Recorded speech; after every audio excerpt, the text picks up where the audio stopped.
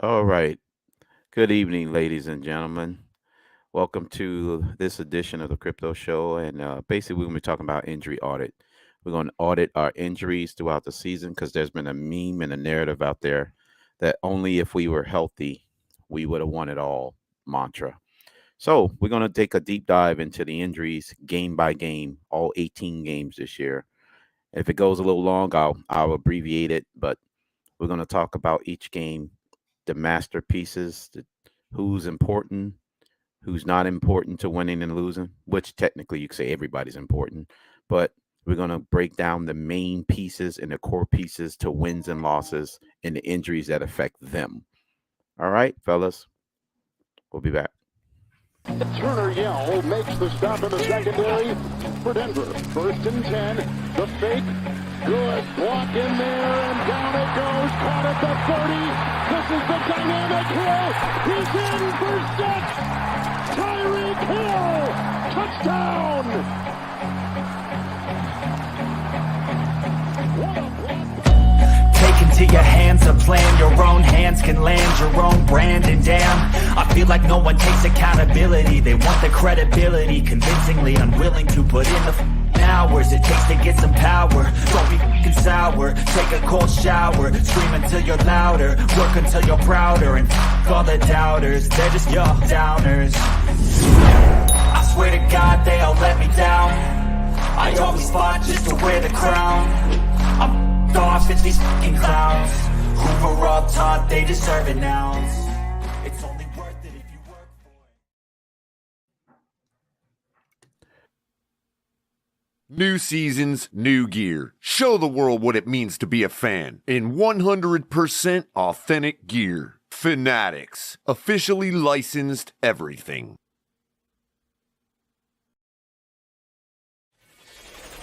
Get ready to dive into a new world of online shopping with the Fins Tailgate. Whether you're a die-hard sports fan or just looking for the latest fashion trends, we've got you covered. With a wide variety of products from your favorite sports teams to stylish accessories and home decor, we're your one-stop shop for all things tailgate. Our easy-to-use website and hassle-free checkout process make shopping with us a breeze. Plus, with frequent sales and discounts, you won't want to shop anywhere else. So come on in and join the party at the Fins Tailgate, your new go-to destination for all things tailgate.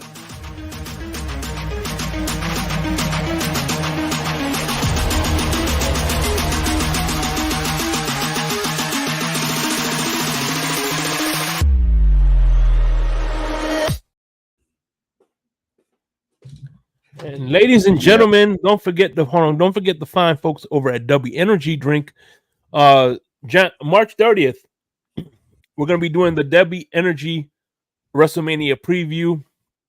And yeah, man, be on the lookout. This Wednesday, we're gonna do the Smoke Lounge. Friday is gonna be the open panel, and Insomnia will be coming back this weekend. So y'all tune in. But without further ado, Crypto, I'm sorry, take the floor. How you guys doing? All right, Shake, what's going on, man? We got to, deep dive into this infirmary injury report. Hey, what's up, Crazy Dolphin, Mr. Polk, Ryan P, thank you, Scott Jackson, Cat for Life. Cat for Life, you guys, my man Scott Jackson. Yeah, we're talking about injuries, fellas, and we're talking about the impact of them. Is it a farce, or is it something to really be truly concerned about? In the big scheme of things, yes, and I would say no, depending on who you play and who those injuries are. What's up, Lewis? He's made it into the building. I see Lewis is alone. The so-called legend hasn't made it yet, so he's probably still waking up from his nap. Yeah, the legend Ian Dolphin fan put him to sleep last night, so he kind of, that's a long recovery time, Shake. When you get put out. What about CB83? Did you put him to sleep too? When Novocaine, CB83. I didn't even give him the courtesy of giving him Novocaine. I just knocked him out cold. Knocked him out. I tell you, man, Luz turns into an owl. That owl on the show. That's what my mom used to say. That owl on your shoulder. Yeah, man. The Von Joe was coming in. But the Von Joe, it's got Von Joe. The Von Joe is in the building. Never heard of him, man. Okay. KP needs to get his revenge. They were calling out KP yesterday, left and right. Yeah, What's up, KP. Von Joe? All I know, last I heard, it KP gonna be you know, he's out to some guys. It's a big target on some folks' backs. My Ain't no second missing favorite who. Seminole fan. What's going Kevin on, Lee. Kevin Lee? KP is coming out to your neck, Eon. Be on standby. What's up, Nene? Happy hope you enjoyed your birthday weekend. Yeah. Getting a little It's not every older, day you man. turn Getting a 21, little right? older. Not every day you turn 21. Appreciate it. We appreciate it. So you want me to bring up the No. screen that you shared? Yeah, you could bring it up. You could bring up the screen. I don't know if you guys can see that. That's a list of our injuries throughout the year, game by game. All right. We're gonna go, at the top. It says from top to bottom what it is, right? So I don't know if you guys can see that. Let me see. Your Chargers. That was the first game we had. Now before we get started, right? By the way, this watermelon is awesome. Oh yeah. Nothing like some good old fashioned watermelon. You don't need chicken with it. But it's all good. It's all good. Hey, okay. Yes. Let's start from here. Let's all agree that you got between somewhere you would say 5. Put a number in the chat on how many key players is very instrumental. I know you could say all 53, but as far as truly winning and losing games, we'll collectively say the offensive line as a unit, but we have to break it down in percentages of the offensive line. All of them versus 80% versus 60% versus 40 and versus 20%. So this is 5 offensive linemen. So we're going to say collectively the offensive line counts as 1 unit. And then we'll say who else on our team. What's up, Michael K? Who else on our team? We're gonna name the offensive players and defensive players, because looking at this list, we're gonna go through this list only isolating the Chargers. Let's look at week 1. So let's say our team first. Let's go by our team. So we're gonna go Tua as because you need your starting quarterback. So he's there. So he's present and accounted for as far as wins and losses. Raheem Mostert, Tyreek Hill, Jalen Waddle. Would you say Tyreek? We know Tyreek and Jalen together as a unit is key, because if they get broken up, we'll say 50% is there as far as starters. Yeah. Cedric, Durham Smythe, Alec Ingold. And remember, I said the offensive line counts as 1 unit. So for that game, since we didn't have them as 1 unit, look at there. You see what it says? Terran Armstead is out, right? So Terran Armstead missed that game. First things first. What chart are we looking at? We're looking at the chart I got up here on the left where it says team injuries, and we're looking at column 1 on the left-hand side where it says 9-10 versus the Chargers. You see that? Can you point to it with the pointer, Monster? You see this here? This right here. Nah, I can't see the mouse. Damn it! You can't see my mouse. Oh, you see what says team injuries, right? No, it's too small. But yeah. Oh, hang on. Let me see it. Let me go here. You see where I'm at right now? You see my mouse now? Yeah. I see it. Okay, yeah. Okay. It's right now at the top. On the top left, you see what says versus the LA Chargers. Okay. That whole column, we're gonna go down the list. This is how they read the chart. We Okay, got I see the Terran mouse now. Armstead. You see my mouse? So Yeah. Terran Armstead, you see what it says? It's highlighted in red. That is, which What does the means red mean?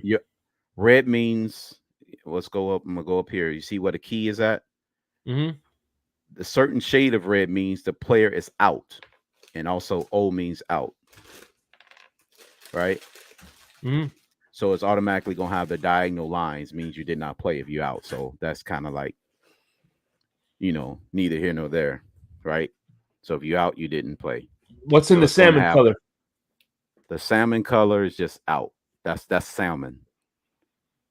The dark red is physically unable to perform, and then deep red is injured reserve.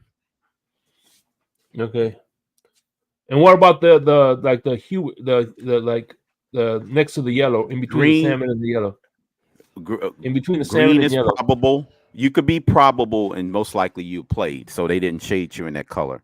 You only got orange or white on the chart, right? Okay, I see yellow. That's why I was asking. Yellow. So it's yellow, and then green. Don't worry about that. That just means probable.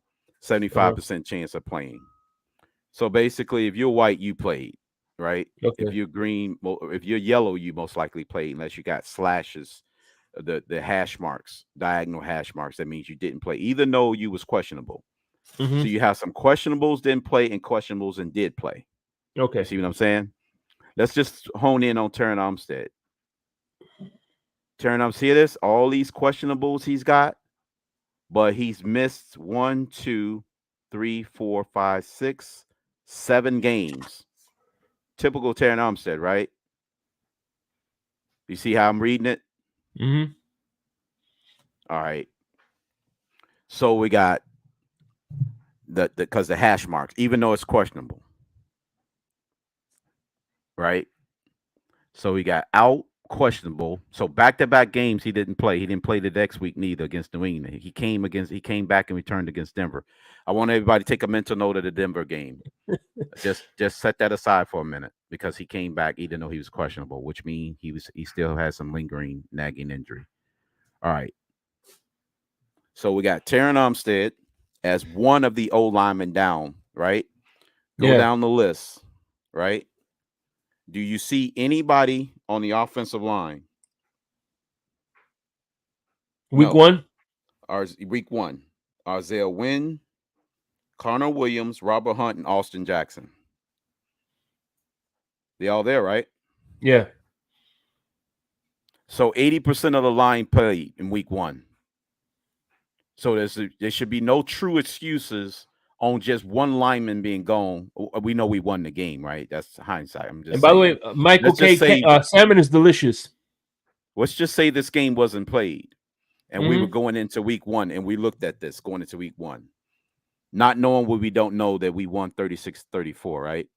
Yeah. But looking at this injury report, we should say it's no excuses why we shouldn't be able to at least perform at a decent level enough to win, right? Yeah, we actually the We offense did. I would say the offense played at a good level. at a good level, right? Is they Yeah. eventually played at a good level, because only one guy was gone, our best tackle, right? Armstead will Mm-hmm. be arguably our best tackle, our best Yeah. lineman.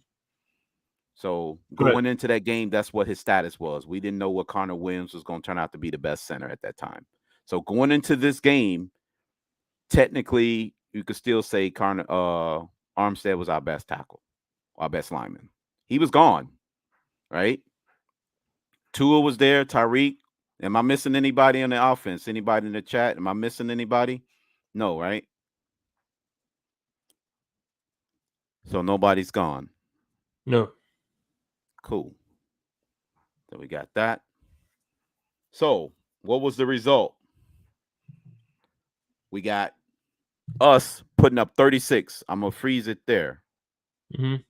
right? And what about the whatchamacallit? Was we're gonna switch? I'm gonna click on team and I'm gonna switch it down and I'm gonna go to Chargers, right?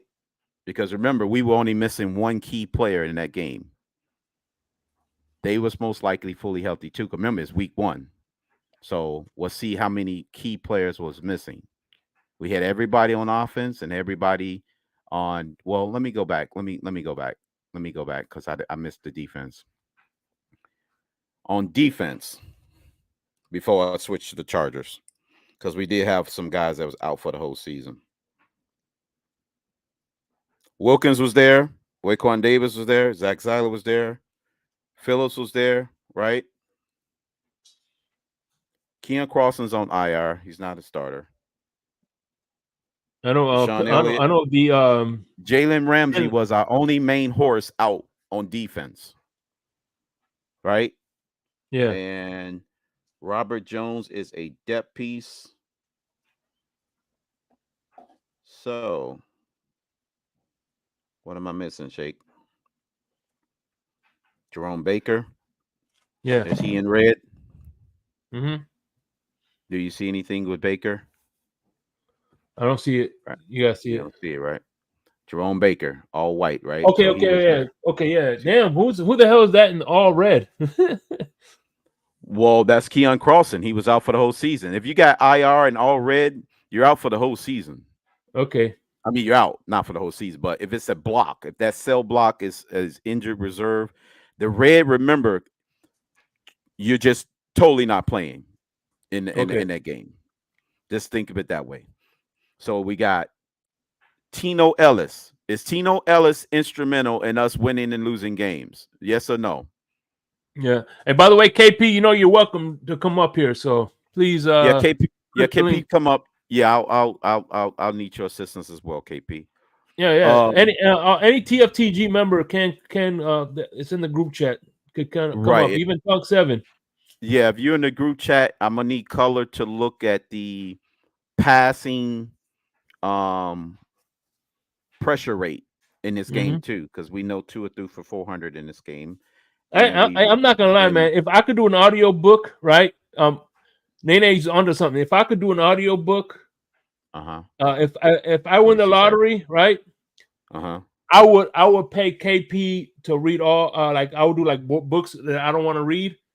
I would pay. Pay KP to read. He's got the voice for it. Yeah, he's got the voice for it. What's going on, Lewis? What's up, Lewis? Can you hear me? I don't think he hears. What's good, Shake? Crypto, what's good? What's going on? Oh, nothing, man. We're doing a deep dive into our injuries, man. We're going game by game, line by line, man. Yeah, I just heard. What was the last name? Something Ellis? Yeah, Ellis. Yeah, I would say he's very instrumental, Crypto, in us winning and losing games. Okay. You got him over Tua? Number one priority is to get Ellis healthy and ready to go for the upcoming season. Okay. I hate to sound like you. Hey, listen, I'm like, I hate to sound like you when you say. I hate to sound like you when you say whenever I say Ian, but who? Who?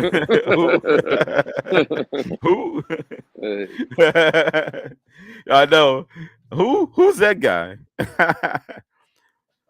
Hey, no, Nene Armstead is not quite in all red, but we got 7 of his red. Let me bring it back up. Can you go in on it, Shake? Can you see it now?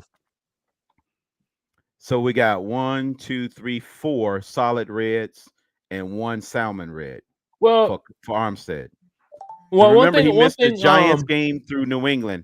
I want us to take a snapshot of the Giants in Carolina because all you Christian Wilkins fans, we really finna bury him when it comes to this particular game. But take a snapshot of that game and then we'll come back to it. I know for a fact that Lewis never made the injuries an excuse of why we didn't succeed. Right? No, he hasn't. No, you can say it can factor in part of the equation, but it's not the whole equation. That's the best way to kind of summarize. Oh, absolutely, yeah. Listen, I think injuries, I wouldn't say was the sole reason. To Crypto, you just said it best. Yeah, it played a part for sure. But no, even with that being said, there was ways that the Dolphins could have found ways to overcome and win games. Right, and which we just illustrated, Lewis, before you came up here. We just illustrated a prime example of only Armstead being gone, which is one of our best linemen, and we still managed to win the game. Right? Let's say absolutely. Going into week 1, nobody knew how the rest of the season is going to play out. But going into that game, we can all agree that if Armstead is not our best lineman, he's damn near a top lineman in this league. Yeah. So with him being out, we found the way to have enough blocking technique, blocking schemes to keep Tua upright for him to throw for 400 yards. So that And what narrative game? What killed game? about Hey, injury. but you know what? But What Lewis, game to was me, that? That was the Chargers game. same thing. Wow. Like we said about what you say about Yeah, Ellis, see whatever. what our best lineman out. You see what Tua still did, Mhm. right? So Tua got rid of the excuse, not crypto. Tua got rid of the excuse on I how we would could agree with afford. that, Crypto. I would agree with that. What happened, Shake? What were you going to say, Yeah. Shake? I was talking to Crypto today and saying that, you know what, it's funny how everybody, one of the common knocks I hear now on Vic Fangio was the fact that because he didn't play Cam Smith. We didn't see Cam Smith. Well, Cam Smith, even if we did have Cam Smith isn't the reason why the offense couldn't get past the 50-yard line against Tennessee. Cam Smith isn't the reason why we put up only 7 against Kansas City. Kansas City wasn't the reason why Tua threw a last-minute interception in that Buffalo game. So Correct. all this, they're just looking for excuses. Cam Smith is not the reason. Hey. They're looking man. for. He's not the reason. Yeah, that's a good example. Hey, as we gonna illustrate. Am I wrong though? How? No, you're not. You're spot on. You're Because right in that assessment. You're right. as far as the way you framed it, that's perfect way to frame it. Because you think about it, we still, Lewis just said it earlier, we still had opportunities to win, and or lose games with or without players. Even at nearly full strength, as we're gonna see in the Kansas City game, because that was the most full straight outside of the Broncos game that we were all season, right? The most closest to full capacity, I would say the Kansas City game in Germany.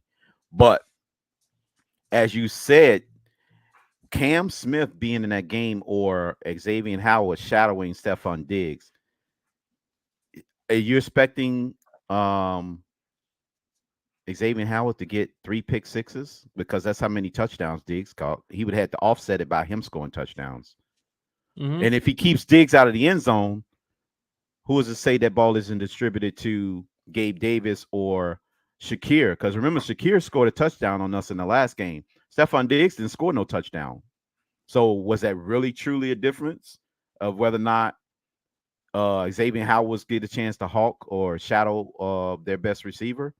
It made a bit of a difference because they still scored points in other ways, found a way to win the game. By the way, Jermaine, we're not putting right. this on Tua, so I don't think you know where this is going. We're not saying it's Tua's fault.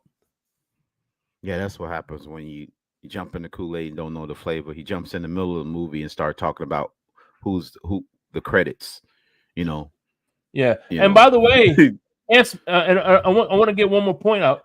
Cam Smith wasn't in the Denver game, and we put up 70 points. So, yep, he was totally out, and I think Waddle was totally out in that game, if I recall. So we was down 50% of our starting receiving core, not 50%, but the main 2 core guys between him and Tyreek Hill in that game. And we made up the difference elsewhere. So as long as the coaching staff can make up the difference elsewhere and move chess pieces around to be able to overcome that deficiency as far as personnel, meaning that player's not there because of an injury, like you see on this board here in the color-coded, sections, it's up to the coaching staff going into that week to figure something out between that guy's replacement and how they're going to perform, get them up to the level of performing serviceable enough.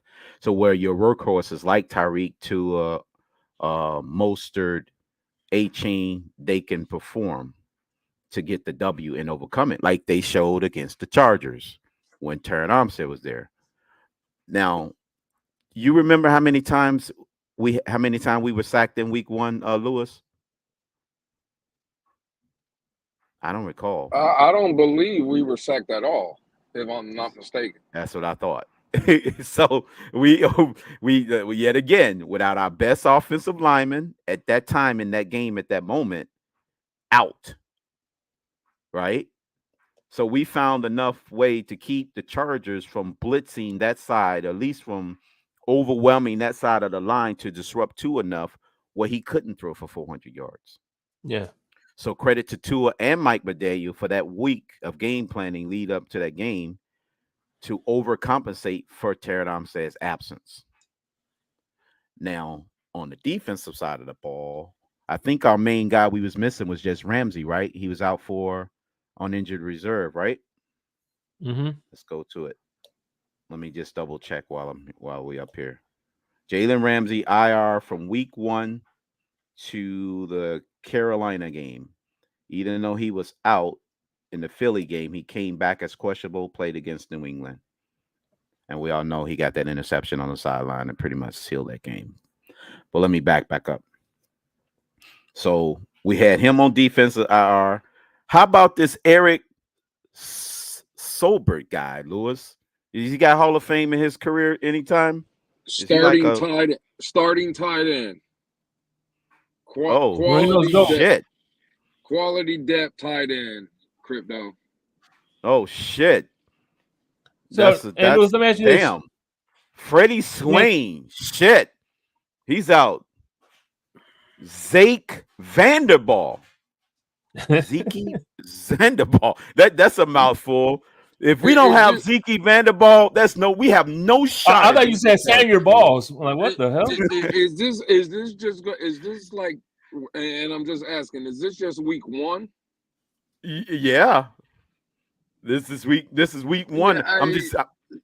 Yeah, these are the guys we had out, Lewis. This is it. Are you going through the whole season? I'm gonna speed it up and go through the main key games that we won, like the closer tight games. I think he's using the Chargers as a demonstration point. As a demonstration, right. Because those are the teams where we were missing. Those were games we was missing key players, and we found a way to overcome. That's why the Chargers example was the best example on us overcompensating and doing what we need to do to get the job done. Yeah, but I think against the Chargers though, and again, this is no disrespect to any of the players, but I think we only had 2 big main starters out against them. You said Armstead, which and Ramsey. And Ramsey. Everybody else, they're not real contributors. Right. But no, I'm saying But check this out, Lewis. Like the other guys we're mentioning that didn't play or whatever were hurt. They're not really instrumental to winning or losing. Exactly. That's why I started at the beginning and said, hey, we're gonna agree upon maybe 5 key players on offense and maybe 5 key players on defense as instrumental in winning and losing. Everybody else is just filling pieces to kind of plug the gaps, right? To kind of complete the puzzle, right? So we can agree on Tua, Tyreek, and Waddle as the 3, the two personnel in the backfield, and the offensive linemen as a group, right? But we already took out 1, so we only had 80% capacity there, right? So it should be 0 excuses on offense of why you shouldn't perform, right? Can we agree on that? Yeah. All right, Crypto. And for week 1.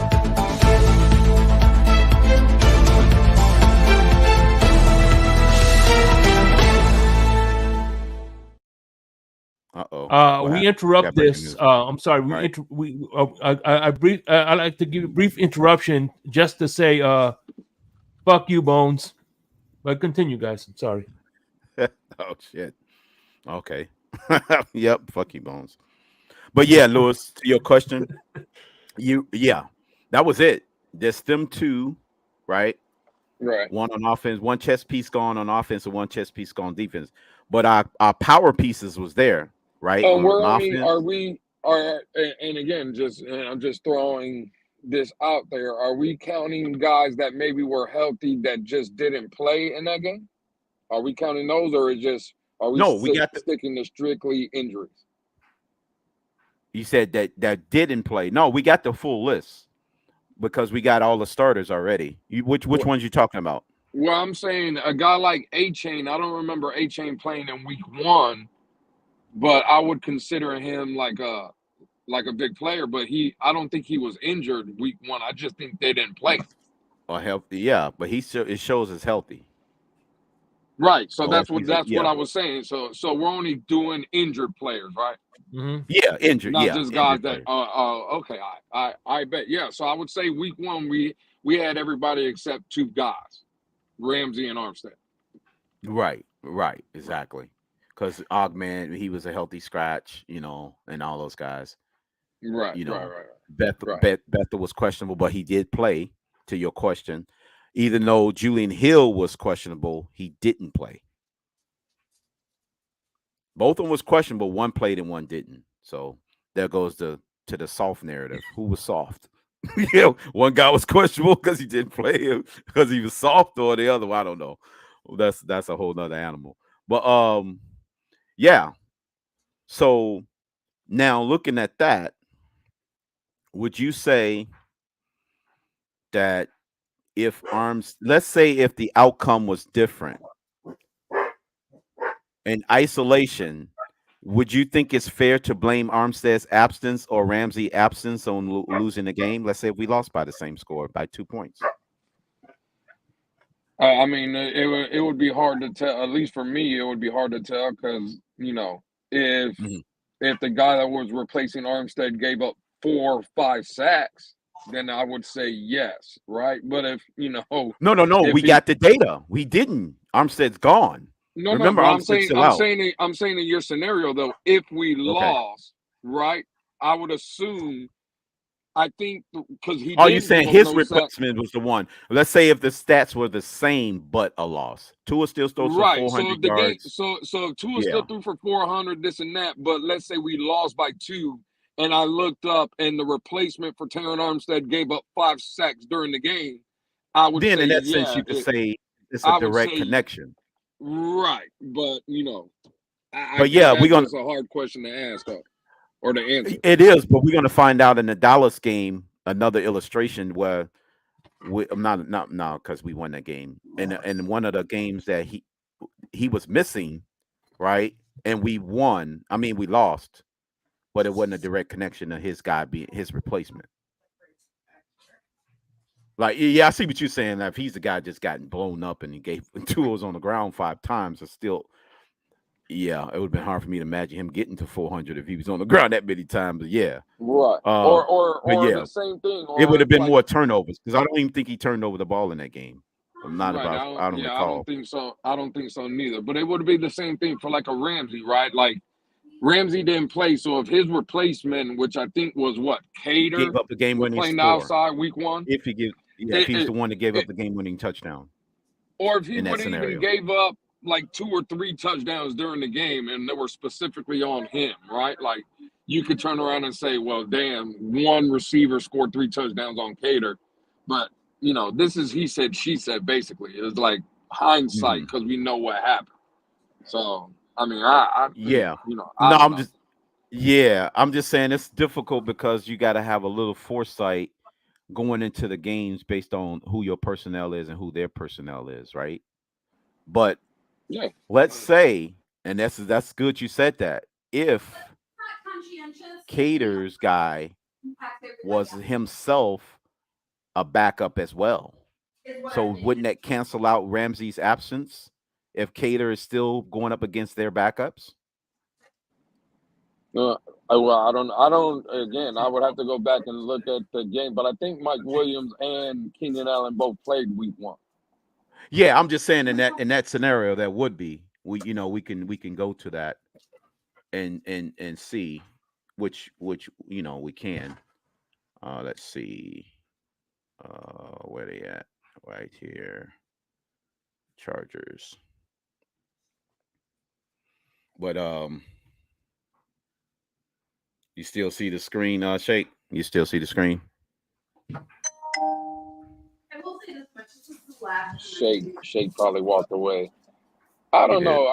I think You see? I think for me, just again, Yeah. I get the exercise. I like what we're doing, but at the end of the day, bro, I just think the easiest way to say it is, did injuries prevent this team from, let's say, winning multiple playoff games. A lot of us thought we should be an AFC championship kind of game team, maybe even a Super Bowl. I would say injuries had a part in that aspect, right? I would say to reach the ultimate goal, I would blame more of the injuries, right? That played a part. But for us to, let's say, win the division, right? We could have locked that up against Tennessee, or win the division. Right. That's why I'm saying I'm not last game of the blaming season injuries on losing the division. I'm not blaming the injuries on those games, right? Like, no, Right. I watched those games. I seen the offense struggle for the majority of the game against Tennessee, pretty much the entire game. I watched the offense for the most part pretty much struggle against Buffalo the last week of the season. I'm not blaming injuries on those games, but I think for the because those were clinching scenarios in which we could have but sealed it. I think for the overall season, though, right, for like the expectations of maybe going to an AFC championship game or Super Bowl, I think the injuries had more of an effect on that, right, on the total season. But just for a game or two here and there, no, I don't think so. No, it couldn't. No, because that's what I'm saying. That's for me. Well, right, because if you isolate each one of the games we won versus the percentage of we lost, us winning almost twice as many as we lost, well, actually less, because if you add the KC game a second time, right? You could say that it was about the same. Our winning versus losing, the percentage of injuries to key players was almost identical, but it was just switched, right? Like Buffalo, most of the injuries is in defense. Look at the last. You see what the last game of the season was? What says 1-7? Yeah, I can't. Can you see the screen? Really see no, I can't. Well, okay. I see the screen, but I can't really see the numbers or anything like that. Okay, it says we got most of our injuries are on defense, right? Oh, that's for sure. Absolutely. Most of our injuries are on defense. We still only had 2 players on IR. Ramsey, for some reason. No, that's Jalen Phillips. Phillips was on IR. He was out since the Washington game to the remainder of the season. We went, 3-3 in that stretch? 1, 2, 3. No, 2-4 because we lost to Tennessee. So, yeah, we went 2-4. But would you say, you said as a whole, us winning, losing as far as going to the title game. So that would encompass the playoffs in the last. Right. Yeah. Listen, I'm just saying, I don't need to know. I know the guys that were out against Tennessee, right? Like Jalen Phillips didn't play. I think he was out. The fact of the matter is, though, I don't think you can't use that as an excuse for losing that game. I don't think Jalen Phillips is the reason we lost that game, right? Like I'm not pinning injuries on a Tennessee Titan game. I watched the game. I know what happened. I know how it unfolded. Injuries had nothing to do with that, right? Like I watched Buffalo the last game of the season. Yes, we had injuries, and Phillips and Chubb was not in the game, our 2 leading pass rushers. I would still say they had no outcome of us winning or losing that game. They could have maybe helped us win it, but they damn sure ain't the reason we lost it, right? Like that's the if they're on the field, right? If they're on the field, Crypto, they're obviously they're better players than what we fielded that night, right? So yeah, that helps, but that doesn't guarantee me that doesn't say that we're going to guarantee win because they're there, right? And since we all watched the game and we know what happened, I would say they're not the reason that we lost that game. You see what I'm saying? Them not being there. And you know what? I want to do something. Remember the wasn't the reason either, right, Lewis? Because remember, Tua had time when he threw that pass to Claypool. That was not like a zero pressure situation, right? Well, it was a zero pressure because it really wasn't. He just dropped back and made the wrong read. The guy made a jump on the ball. Hey, by the way, I want to add to this by saying, "Goddamn stupid cat." Anyway, the cat and the dog are fighting each other. But anyway, I was going to add that Jalen Phillips and Chubb were healthy last year when we had our collapse in December last year. So that's, you know what I'm saying, that can't be an excuse. Yep, that's a good one too. I never thought about that part of it last year when they actually was there. Matter of fact, I don't think they missed any games down the stretch. Because our defense was playing somewhat good. We was giving up maybe 16 points a game during that 5-game stretch or whatever, and then we still end up losing the chunk of those ball games. So yeah, given that we played Dallas, Baltimore, Buffalo, and Kansas City as our final 4 games, in that stretch, we played lesser of opponents down the stretch last year with them than we did this year without them. So yeah, that's a good point, Shake. So Lewis, given the playoff teams that survived, given that we still had enough of our offensive players, would you think our defense would eventually faltered against the Ravens or the Bills if we'd have played them teams? Well, I'm not going to give. I don't think the defense played particularly well against the Ravens, right? Like I'm not. Yeah. The full blame don't go on them, but when someone scores 50-some points on you, I can't come out and say you played a good game. Right. So Yeah, that's what I'm saying. That's right. one of those games where they just physically just ran over us. I think the team overall, the whole team, offense, special teams, defense, I think that was a total that was a complete loss, wipeout. right? Yeah, that was a total loss. Yeah. I don't think nobody showed up there. Right. But so again, given that, because remember, we didn't lose Chubb until late in that game. That game was already decided, so we can't say, Chubb's absence is the reason we lost the Ravens game, because he shouldn't have been there in the first place late in the game, to get that injury. Not. So absolutely we can't blame it on Chubb. At least we know that for a fact. Chubb's absence is not the reason we lost the Ravens game. No, like I said, I just think the Ravens were better than us on that day, and no aspect of the team really showed up. I mean, it was close for a little bit. I think when it was 21-13 or whatever, but eventually it just got out of hand. Got out of hand after that point. And then when they came back, they had a bounce back against Buffalo, right? Somewhat of a bounce back on the defense. Granted, we can say that the Bills kind of, Allen was finally had his worst game against us, right? Finally, we beg him to have a poor outing, and it's frustrating to lose to him again, even though he had his worst game against us.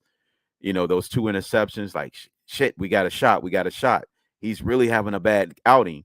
And then it only really took 1 drive and a punt return to seal the deal. So it's like freaking heartbreaking, And then you say, well, the defense played well, but the offense didn't show up. So really the offensive personnel was there, as we could see, right? We wasn't missing too many people on offense, but we was missing everybody on defense. The 3 offensive linemen weren't there, though. The starting center and the 2 guards were not there against Buffalo. We had the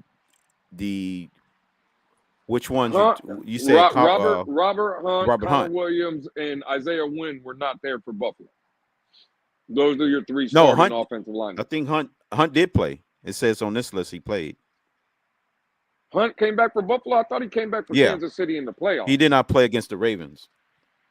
Oh, okay. Well, hey, 2 out of the 3 offensive linemen. So we had 60%. So he's operating at 60. So you said Liam? No, he was out on IR, so he was done for the rest of the year, right? Who? Isaiah Wynn. Isaiah Wynn, I think, was on IR, and I think Connor Williams was definitely on IR. So Connor missed that one. So we got 2 out on that one. Now to your scenario earlier about the Chargers lost. Now who played? Who played? Did Waddle play against Buffalo? Waddle. No, he was questionable. Waddle did play. he played a little bit, but he was questionable. He didn't play.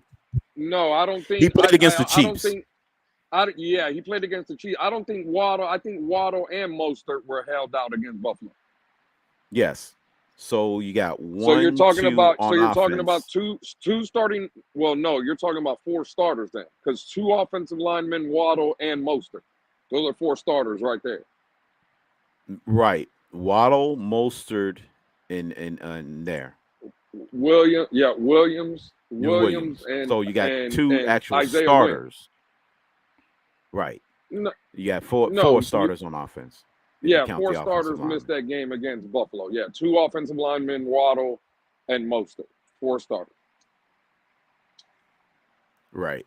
So almost the same amount that they was out in the against Carolina.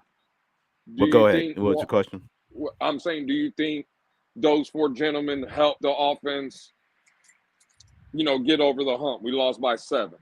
I'm just posing the question. I'm not here to say yes, they did Do they or get no. over the I'm hump? just saying, do you think those 4 players, those 4 starters, right, the 2 offensive linemen, Waddle and Mostert, do they amount for 7 more points?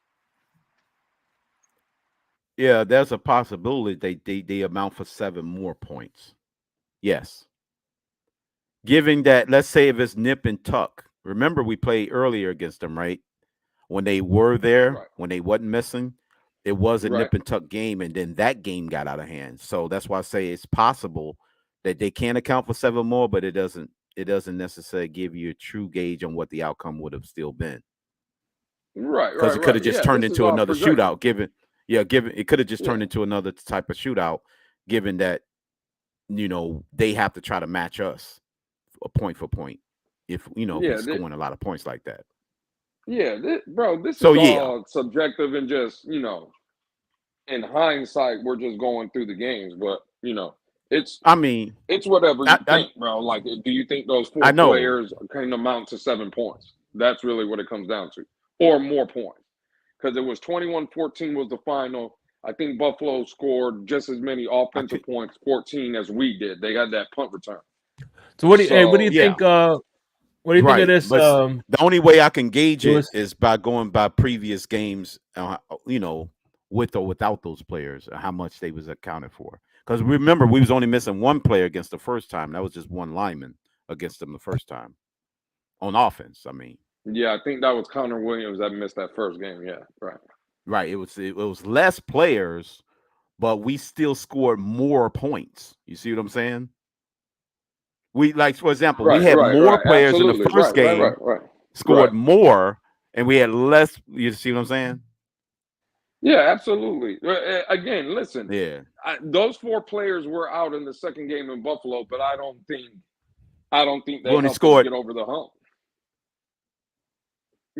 It's whatever you think. Yeah, exactly. Right? It's an interesting thought experiment. Watching the game, I would have to tend to lean towards no. I don't think I don't think those guys. That's just my opinion. The way the game was being played, it was physical. Again, like I told you, I think in the overall grand scheme of the season, yes, injuries. Would I have loved to have Jalen Phillips and Bradley Chubb for the whole season? Yes.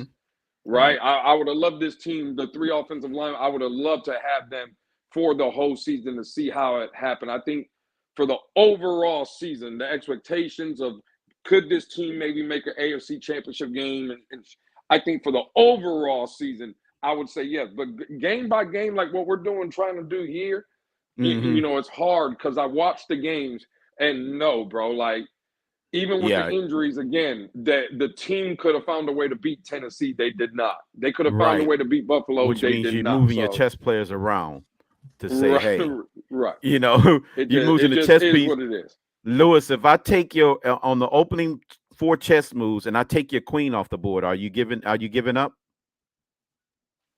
Well, I don't know how to play chess, goddammit. So you're asking the wrong person. I'm just trying to use that's the best example I can come up with as far as because I play chess. I was like, no. The short answer is no. You shouldn't freaking take it, give up because you can win with knights and rooks and still checkmate somebody. By the way, here's CBA 3. You know CBA 3, the best film breakdown. Dolphins. Yeah, and we have numerous examples of him being out and it didn't make a difference. So yeah, we get the huge stratospheric type comment. I was gonna say, Shake, that's the biggest who in our community. Who? I have no idea who that is. That's the biggest who. So if we're lying on 100% of the offense 100% of the time, then the summary is we have no shot if we're going to go by CB83's logic. Because we just illustrated what Terran Armstead out of the game in week 1, and we still put up 36 points against the Chargers, and they wasn't missing hardly anybody on defense. Trying to pretend injuries didn't play a factor into because a lot of the games, again, the comprehension level in this community is it's just not there. And then you understand why a guy would use a Sesame Street character as his avatar, because he's at the Sesame Street level of processing information. Because it takes a kid to you got to dumb it down to the Sesame Street like language in order to get somebody to understand what's going on. Yeah. But yeah, he's the guy that uses a Sesame Street avatar because he's got that level of understanding. So yeah, I get it. But go ahead, Shake. No, I was just saying that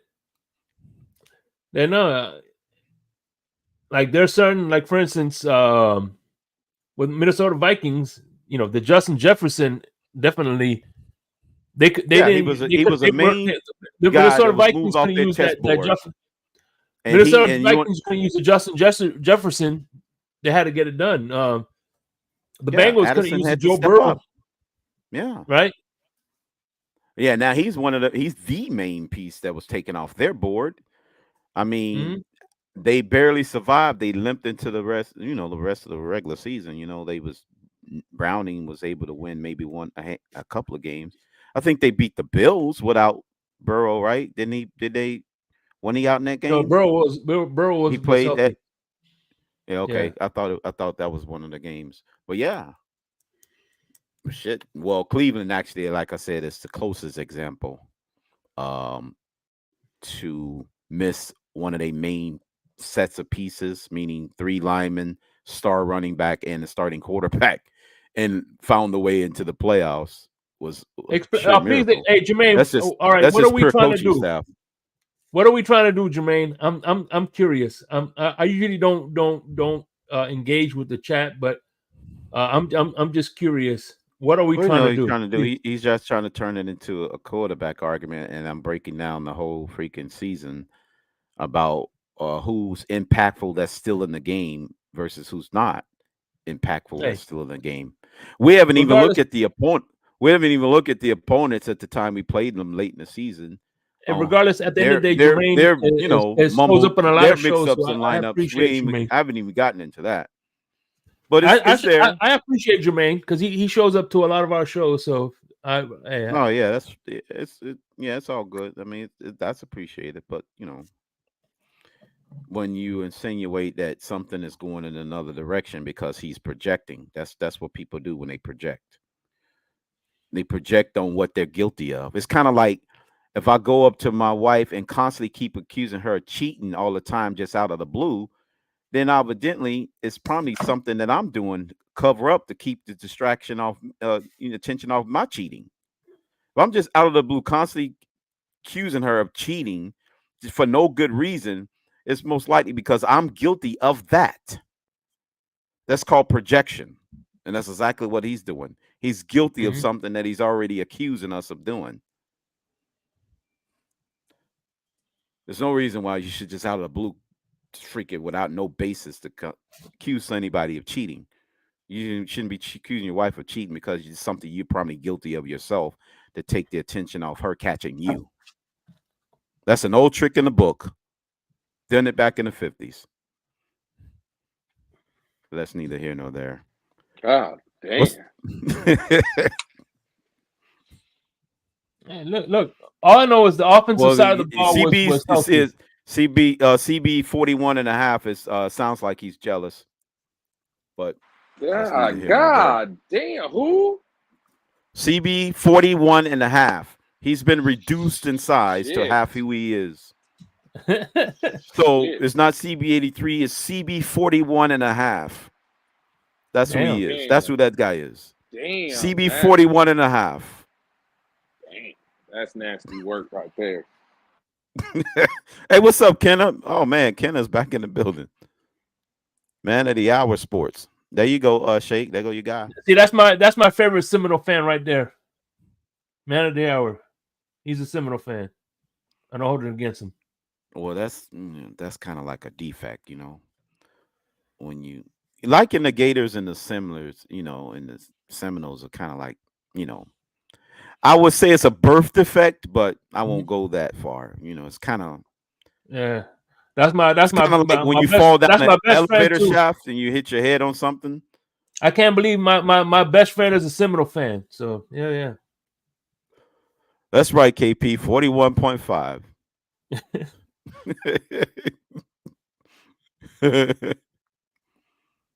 Yeah, man.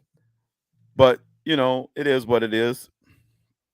How you doing, Miss Fans? We appreciate it. You know, if you ever wanted to, you know, chop it up, you can.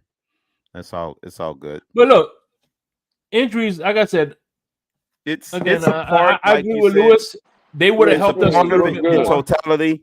But I think they would have given us you an cannot edge. hone I in don't on think anything. they cost us the season. The reason, you know what I'm saying? We still got 11 wins. You still managed to get 11 wins, just like Cleveland, right? They got 11 wins too. Yeah, that went out in the first round. Again, that's like the point I was just trying to make, right? Like I had high expectations for this team. I thought this team, the way they were built, you know, the way they were playing early in the season and even mid through the season. I mean, going into Baltimore, I think again, week 15, we were 11-4. 11-4. I was bought in, right? And again, right. Call me. And the thing is, that was with those injuries call too. Me whatever, right? I just think for the expectations that I had, I think it would have been with the injuries, right? I think it would have been hard for this team to make an AFC Championship game or continue a Super on Bowl beyond the Kansas City game. Right. Like I think it would have been hard. I think the injuries did stop that from happening, right? But the injuries that we had during the season, we could have had this division locked up against Tennessee. The injuries had nothing to prevent that, right? It was the doing and that's where I'm at. Of the players that were on the field, right? When we had the opportunity the last week of the season to win the division, host a playoff game, the injuries had nothing bearing on that game specifically that we couldn't have won that game. Where I'm coming from, when I say the injuries kind of derailed the season, is moving forward, like beyond the second season. What my expectations were of AFC Championship game, Super Bowl. I don't think not only a Miami Dolphin team, I think a team dealing with the amount of injuries that we had late in the season, I would say it would be hard for any team to overcome that. Yeah. Right? So bring up Kenneth's comment, Shake. Could you bring that up real quick? I wanted to go see. Okay, he said, how did we have high expectations when we was coming off a playoff loss just like last season? Okay, Kenna, let me put it this way. Last year when we beat the Jets, every season is different. Every season is different. That's why. But we beat the Jets to get in. Remember, we needed help. That's number one. We didn't need help this year. So technically our expectation was way higher given the position we was in to get to the playoffs. No, it don't even make that. Crypto. Right. Hold on real quick. But that shit don't even make sense. Right? Like, so we're going to have high expectations. Yeah. No. Well, no, he's talking about what I said. I had high expectations, and let me explain why, God damn it. Because I don't give a shit what happened last season compared to what was going on this season. That has no bearing on last season to this season. Because let me ask everybody a question. Since the Giants last season went to the divisional round, did they have expectations of not making the fucking playoffs this year? No, they did not. Jacksonville won the division last year. Yeah. Jacksonville won the division. They went to the divisional round. Did they have the expectation of not making the playoff? Like, what are we talking about here? Year to year. Actually, Jacksonville Jaguars did have expectations. The Giants didn't. Yeah. No, what I'm Well, saying, yeah, and again, the Shake, I Browns agree with lost in you. the blowout because they What, played a much better offense. what I'm saying is, The Texans' offense is better than the Chiefs. what I'm saying is every season is different. What should my expectations for this season that we just played have anything to do with what happened last season? If that's the case, I might as well go in as a Dolphin fan. The last 30 years has been miserable. So I should go into every season just being miserable then if that's the fucking case. Like, what are we No, doing here? no, you gotta Last base it season off had what you're nothing to do doing with this this season. season, right? Based on what you're doing, like you said, in the middle of the season, we was 11-4, and it should motivate you as an opportunity to finally get over the hump. Now, to be fair, Because remember, I did that thing, show about deja vu because I was like, it's just similar to what was going on the previous season, right? Mm-hmm. It turned out in I would say hindsight, it this. actually I was would say deja this. vu because we lost in the first round badly. The But yeah, go only ahead. the only thing that the out last year will have a bearing to do on this year is what the opponents we play next year. Oh, Kenneth said it wasn't at you. Oh, you just asking a general question? Yeah. Oh, okay. But no, you know yeah, what I'm saying? That so if we would have played first, if we would have came in first, we would have won the division. We would have been playing the Chiefs, the Ravens, and Chiefs, the Ravens, and somebody Steelers, else. right? Yeah, the Chiefs and the Ravens. That's pretty much it. Had we won the division, well, actually, we wouldn't have had a bye. We'd have still had to go. But the Chiefs, the Ravens, and the Lions. That's it. The Chiefs, the Ravens, and the Lions. I'm talking about that has anything to do with last year. So being that we came in second, we're playing Cincinnati. Cincinnati. Green Bay, Browns, and the second place, wherever the second place in their in division, the West, the Raiders. They was in second. The Raiders came in second, I think. So, and there's Tony saying we're a bunch of bullies. Well, Tony, I'll tell you this much. As far as being a bully, yeah, that's probably why EM is not in the chat. Kind of, he's kind of taking a little nap because he's been bullied. Shit. Damn, Crypto. Bills. Who bullied EM, Crypto? I don't know. The birdie, little tapped on my shoulder and saying, guys on afternoon streams bullying them, people in spaces bullying them. Oh, the phone and back channels bullying them. Damn, a little rough. It's been a little rough for EM lately. Damn. Shout out to the homie, man. Hopefully the homie's all right. Damn, so he got bullied. Wow, that's crazy. Yeah, the bullying culture has been fostered in the Dolphins community. It's been fostered. Yeah, Tony. Yeah, shout out Red Riding Bills, man. Thanks for stopping by, man. Appreciate you, man. It's always been nice chopping it up with you. Hey, can you do me a favor? I'm glad we did. I'm glad we did have a Bills fan. Given that y'all did run the division, I was gonna go into all the division winners, but I don't have to do that. But since the Bills fan did show up and you did one of your streams with us, hey, can you put down let me see, hang on. Because we played y'all in week 4, right? And then in week 18. Yeah. Hey, can you put down the number of I got it here. The number of players, because y'all was the only team on offense, as far as y'all offensive line unit, that played together for 99% of the time, at least as a starting unit. But everybody else in y'all defense, I think Michael K told me it was like 10 or 11 different times y'all had different linebackers in and out of the lineup and on defense. Can you put a number in the chat for me and tell me how many times that y'all have y'all front seven changed? Do you have that number on you? Damn, Crypto, Cosa Nostra, whatever his name is. He taking shots at you, Crypto, in the chat, bro. Great breakdown, Crypto. Thanks, Steve. Apparently, there's Steve that listens. So this Costa Rica guy, whomever he is, wants Costa Rica to guy. throw a shot. Damn, Costa Rica. Damn. Yeah. Dolphin Don, what's going on, Dolphin What's Don? up? I appreciate it, Steve. Dolphin Don is back. But yeah, you said in week 4, week 18, because Milano went out, right? I looked at the whole data before we started, because I was trying to trace down when we was up by 3 games on them on what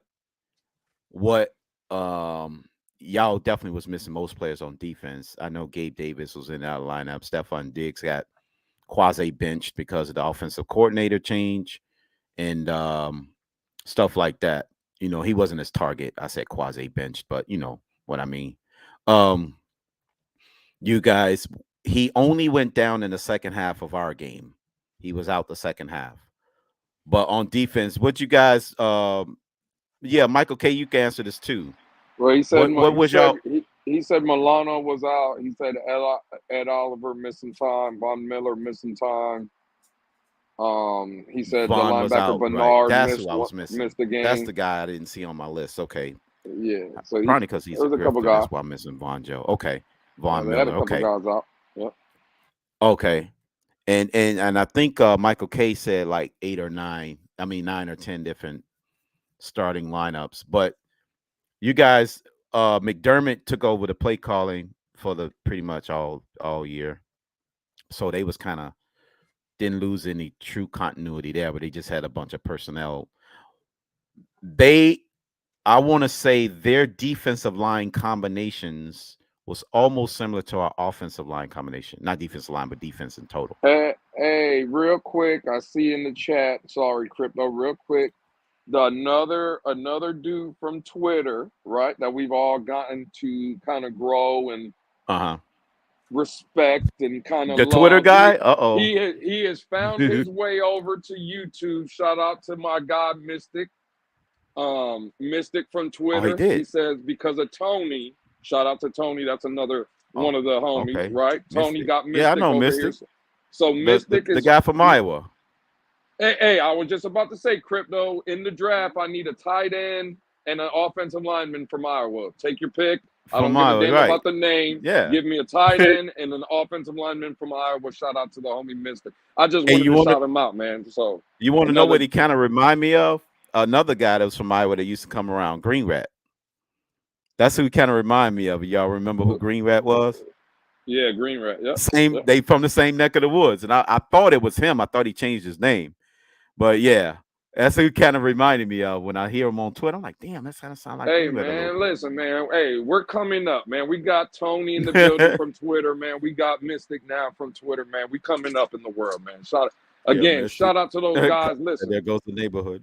Connor's Corner. Go check out Mystic anytime he's up there. Go check out Tony. Y'all already know who Tony is anyway. Tony. Well, Connor's Corner is that's his name on here on YouTube. Connor's Corner. Yep. He got Connor's Corner. But I just wanted to shout out those guys, man, because a lot of guys from the Twitter Iowa, side, the Twitter side, they don't, they think it's toxic over here and they don't want to come around. With bullies. So for those guys to come out here and show us love, man, we appreciate it. So shout out to both Tony and Mystic, man. We've been bullies, So. Man, fuck all that. Tony's the biggest bully I know in the community. Tony be bullying to everybody out now. I'm just playing. I'm just playing. But Tony's a guy. Yeah, he does. Too, man. Yeah, man. Iowa, man. I love Iowa, man. My father's people is from that side of neck of the woods. At least all of his cousins still live there, for the most part. So yeah, I got family in Iowa, Waterloo, Iowa. That's where they at, Mystic. Waterloo. Damn, You know, Waterloo. yeah, Waterloo, and I wouldn't even say Des Moines. You know, some are kind of spread out, but for the most part, they all in Waterloo. You know, I couldn't move there though. To be honest, I'm a city kid, but I wasn't born and raised in South Detroit, and I wasn't Hey, living in a hey, lonely world. crypto, real quick. Sorry Yeah. to get off topic, crypto, real quick, right? But wasn't there some Uh-huh. breaking news for the Cubs last night? Didn't y'all just sign somebody last night? No, I've been out of the loop in the Cubs latest Cubs What news. what I what didn't what? even set them up on my timeline on my other computer, man. I've been out of the loop because What's they that just started guy's spring name? training. They just started this year. Yeah, what's that guy's name? He used to be an ex-Dodger. I think he played for y'all last year. I think Oh damn, you outfielder. I bit think me. what Yeah, Cody Bellinger or some shit like that. it slipped my mind, Lewis. I've been out of the spring thing. I won't be fully indulged to get it till March, until the end of next month. There you But go. yeah, I There don't you know go. what's going on. It's in there right there. Crypto. Okay, Shout out to Cody. Mystic again. Cody Okay, Cody Bellinger, Bellinger. $80 million deal. 80 80 million from the mil. Chicago Cubs. Well, you got You're to well on remember, your way, Lewis. crypto. You're well on your way. Another World Series. You might not have Yeah, to wait another 105 years, crypto. yeah. They said, yeah, I might not have to wait. Yeah, that 105 years, I don't have to wait now. Yeah, 80 mil. And we got Co9. Yes. I mean, not Co9, Council, Craig Council. Now we got Council and him in the there, building. We there you ready to go. roll. There you go. Sorry to say this, but Cubs are a poverty franchise. What? I don't know what you're talking about, Shake. I have The Cubs no are a poverty association with franchise. poverty franchises. No. Oh, look, there go. Oh shit. Another Bills fan just showed up in the chat. Damn. Who? Mark? Damn, an actual another Bills fan. Who? I thought they only had like 2 fans. Shit. Damn. Another Bills fan in the Well, fucking yeah. chat? It's Mark. Shit. Mark. Hey, Well, hold Mark will on. be around. Mark will be around now. It's the off season. Don't the next We time got Mark will breaking news. disappear. You'll see Mark Another disappear the next time the Buffalo Bills get on a losing streak. there He'll go. He'll get lost again. he'll get lost again. Injury history didn't have a show blaming injuries for futures is somewhat absurd. No, this is not what this show is about, Mark. I'm never blamed it. I'm dissecting the injuries to say that it's not as much as injury excuses No, as but we I think don't think individually. he's talking about you. I think he's talking about the people in the chat. Oh, okay. I'm gonna say, damn, that's not what we're talking about. It's auditing the injuries. The key word is audit. We're going through it to make sure that we can't exclusively use it as an excuse. Damn. Dolphinier said Purgatory 2.0 for the Chicago Cubs. But now Damn. he wants to use my language against my beloved Cubs. That's blasphemy, Dolphinier. Thou shalt not talk. All I know is the the Panthers Chicago are Cubs. going to smoke the Lightning in the That's playoffs the this year. 11th commandment. Thou shalt not talk ill against the beloved Right, Cubs. now we know that's cat shake. Now we know that's cat. All right. Yes. My lightning. Wait a minute, say it again, right Shake. now, my lightning right now are just coasting through the regular season. All right. Over here in Hockey Town, we don't worry about the regular season. You wanna make a bet on that? About what? The Lightning and Panthers? Yeah. Yeah. Oh yeah. We can run that. Yeah. Shake. Yeah. Okay. We can run that. So here's what we're gonna do. Here's what we're gonna do. Panthers against the Lightning? If how many goals are the Panthers gonna score this year? Maybe 3 or 4? If they meet up in the playoffs. If they meet up, if the Panthers win, you got to buy a Shake Money T-shirt and wear it on camera. And if not, I'll buy a Lewis T-shirt, not the Cooking Folk apron, but a Lewis T-shirt and wear it on camera. Okay. All right, that's a done deal. Customized T-shirt. Okay. Well, they do, yeah, because he's got Rabbit Dolphins shirts on the Fins Tailgate. And I got Shake Money shirts on the Fins Tailgate website. Oh, okay. Yeah, we can do that. Yeah, we can run that. Yeah, sounds like sure. a bet. Uh-oh. Yeah. Now they're gonna clip me. Now they're gonna clip me moderating the bet, because we already know All we do, they have me listen. validating the bet between Color and all we do, CB 80 CB 41 and a half. Crypto, all we do out here in Tampa, right, is get ready for boat parades. That's all we do down here. For the Lightning, it's boat parade city down here. That's what we do. Except for the Rays. Rays don't get no boat parades. Hey man, the Rays are always one and done. Hey, to be in that division though, god damn it, they've been to the playoffs 5 years in a row. Hey, check this out, man. So here we go. We got a legend in the building, baby. Who? The man. I don't know who that is. Oh, did he wake up? Wait a minute. Who? Hey, okay. Hey, man, listen. I think I need to give EM another hall pass. He has permission to walk about, the hallways. All I know, I was up here, right, and I heard that a certain individual. I'll get you one for your birthday, man of the hour. The man said he was getting bullied. I don't know. That's news to me, right? I would never think I would hear the day that EM Dolphin fan is getting bullied in the community, but supposedly that's what Crypto's has some breaking news. Crypto. So hold on. Before we get to breaking news, I gotta do it. Hold on.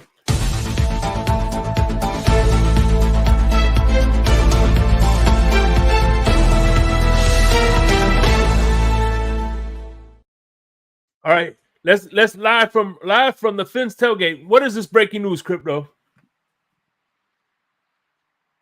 EM, the guy that goes by the name of EM,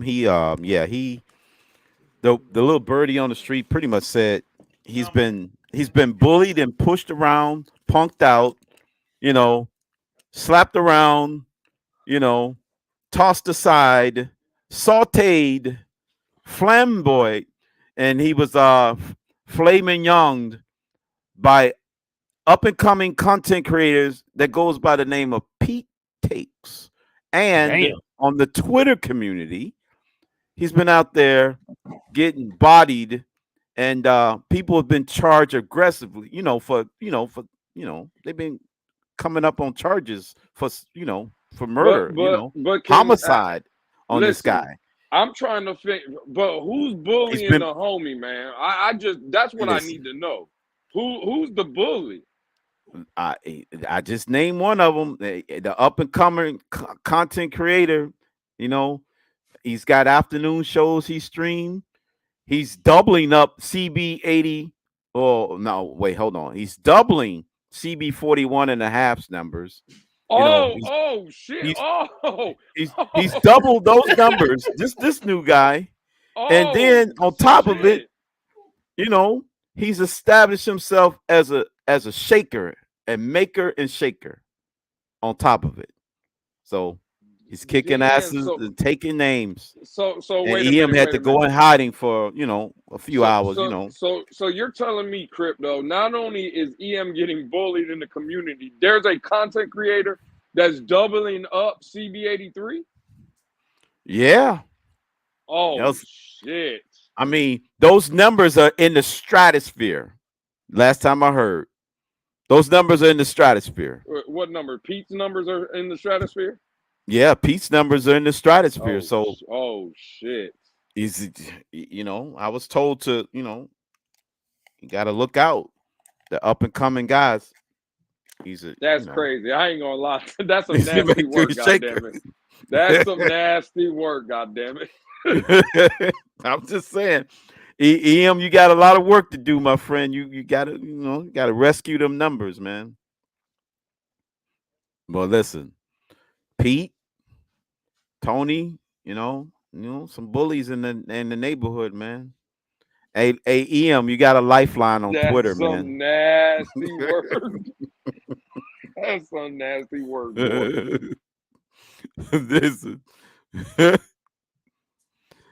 Hey, I'm just saying. Oh shit! Bring up that comment Tony had brought up. Shake. There you go, Tony. Tony trying to start fires. Tony, stop he that. said no, but I did hear the one with Lewis and Sharif. I told you, Tony's a goddamn bully out here. Goddamn it! I told y'all. Watch out for Tony, man. Tony always trying to start fires, man, in the community, man. Damn.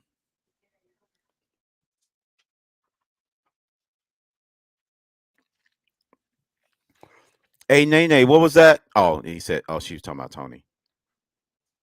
That's the one. Okay. Damn. Oh, G just came in. Hey, welcome, G. Appreciate you stopping by, man. Appreciate it. I see Call Nene Barry to help with them numbers. Yeah, we're gonna call Barry up. I see Nene talking about she feels bad for Sharif. Shit, I feel bad for everybody that had to listen to Sharif. So, hey, man, everybody feels sorry for somebody.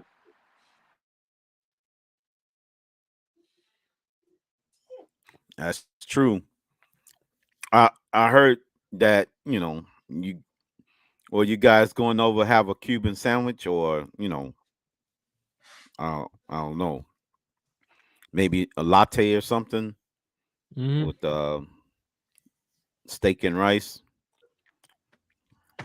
Oh, that's my thing, steak and rice. Hell yeah. Steak and rice shake. Damn. Cap buying subscribers. Wait a minute. Hold on. Hey, man, listen, it's starting to get a little nasty in the chat. Crypto, I don't know if you were planning on dropping the link, but hey, man, I don't know, man. It's starting to get a little nasty in the chat. He is.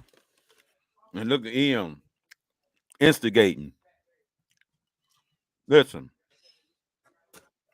Shake, you can go ahead and drop the link. Look who's asking for the link. Is that Hey, man, listen, I don't want nothing to do with that. The man was getting bullied, and now he's asking for the goddamn link, man. I don't want. Well, before I drop the link, he got to redeem himself. I'll tell you what. Before I drop the link, I'm gonna send it to him personally.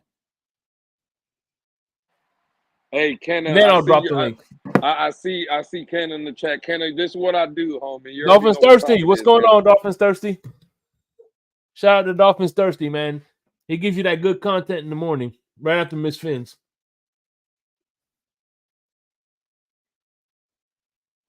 I'm hoping to have. I might have you on for Smoke Lounge this Wednesday. There you go, EM. I sent you the link. Pull up. Who? EM. I sent him the link. All you gotta do is pull up.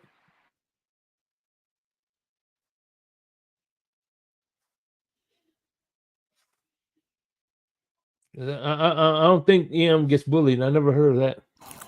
Go ahead, Shake. Hang on a second. Okay. Hey, man, he'll be up shortly. Man, that man. Supposedly, Crypto said that man was getting bullied. Man, again, that's crazy. That's news to my ears, boy. Yeah.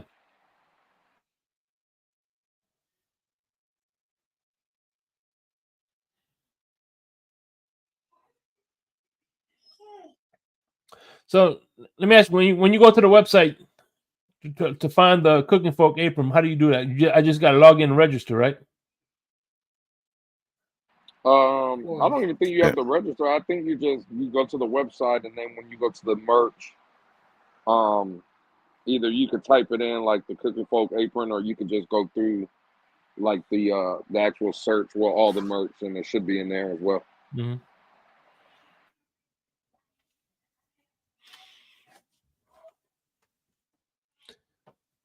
But we still need this chart, Crypto. I'll remove the chart for now because I could worship Tua. I know you can remove it. He got his apron. I believe he ordered a coffee mug and some other stuff. He said he registered. So, hey man, I would advise everybody to go check out the website, man. There's some cool stuff over there. Everybody has their own shirts, hats, T.F.T.G, all kind of stuff. Just with I gotta get a coffee mug logo and stuff. So, I gotta get a new coffee mug. My fucking cat threw my shit off the desk. What's going on? The Back It Up podcast. What's going on? KP added his name to the list. KP added his name to the list of bullies for EM. So he's on the list now. Shit. It's official.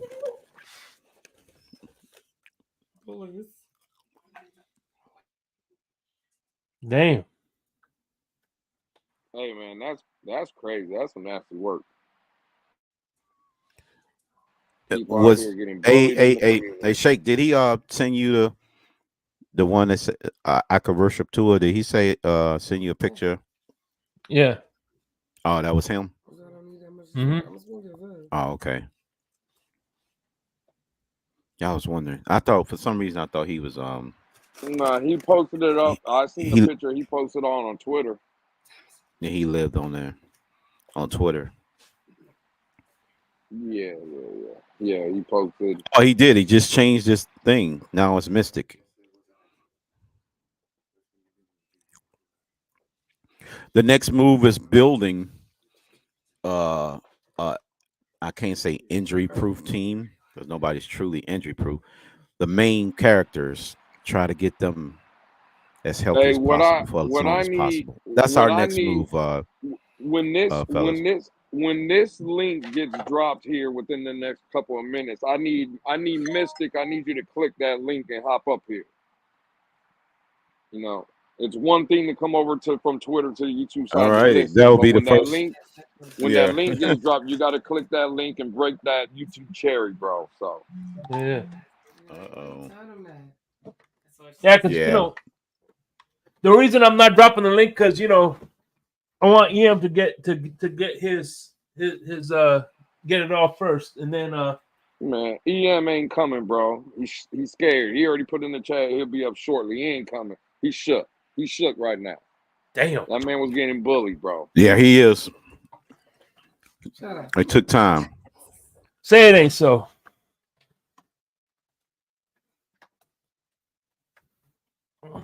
Hey, just drop the link, Shake. If EM comes up, then we'll throw everybody in the back real quick and let him just have the floor. All right. Sounds like a plan. All right, here we go. Here's the link. Mystic, when you see the link, you click on it. You gotta allow. Now you put an icon just like I have, right? But you have to accept for your camera and your speaker. Yeah, mic and camera. You have to your have mic access. and camera, you have to let them access it. And then before you come on, you can put an icon up there so if you don't want to show your face. But to get into the actual StreamYard link, you have to let it accept. Accept both mic and cam access. And then you go start cam, you click on that or in the mute button to turn them both off at the start. Hey, we're going to see, man. My man Mystic said he's coming up. Yeah. Yep, that'll be his first. Yep. Coming over from Twitter. You know, Tony, he got over that hump. Dolphins thirsty, too. I don't know, man. They said Tony was a little scared to come up on Twitter, man. That's what I heard. Oh, yeah? He backed down from Twitter? Damn.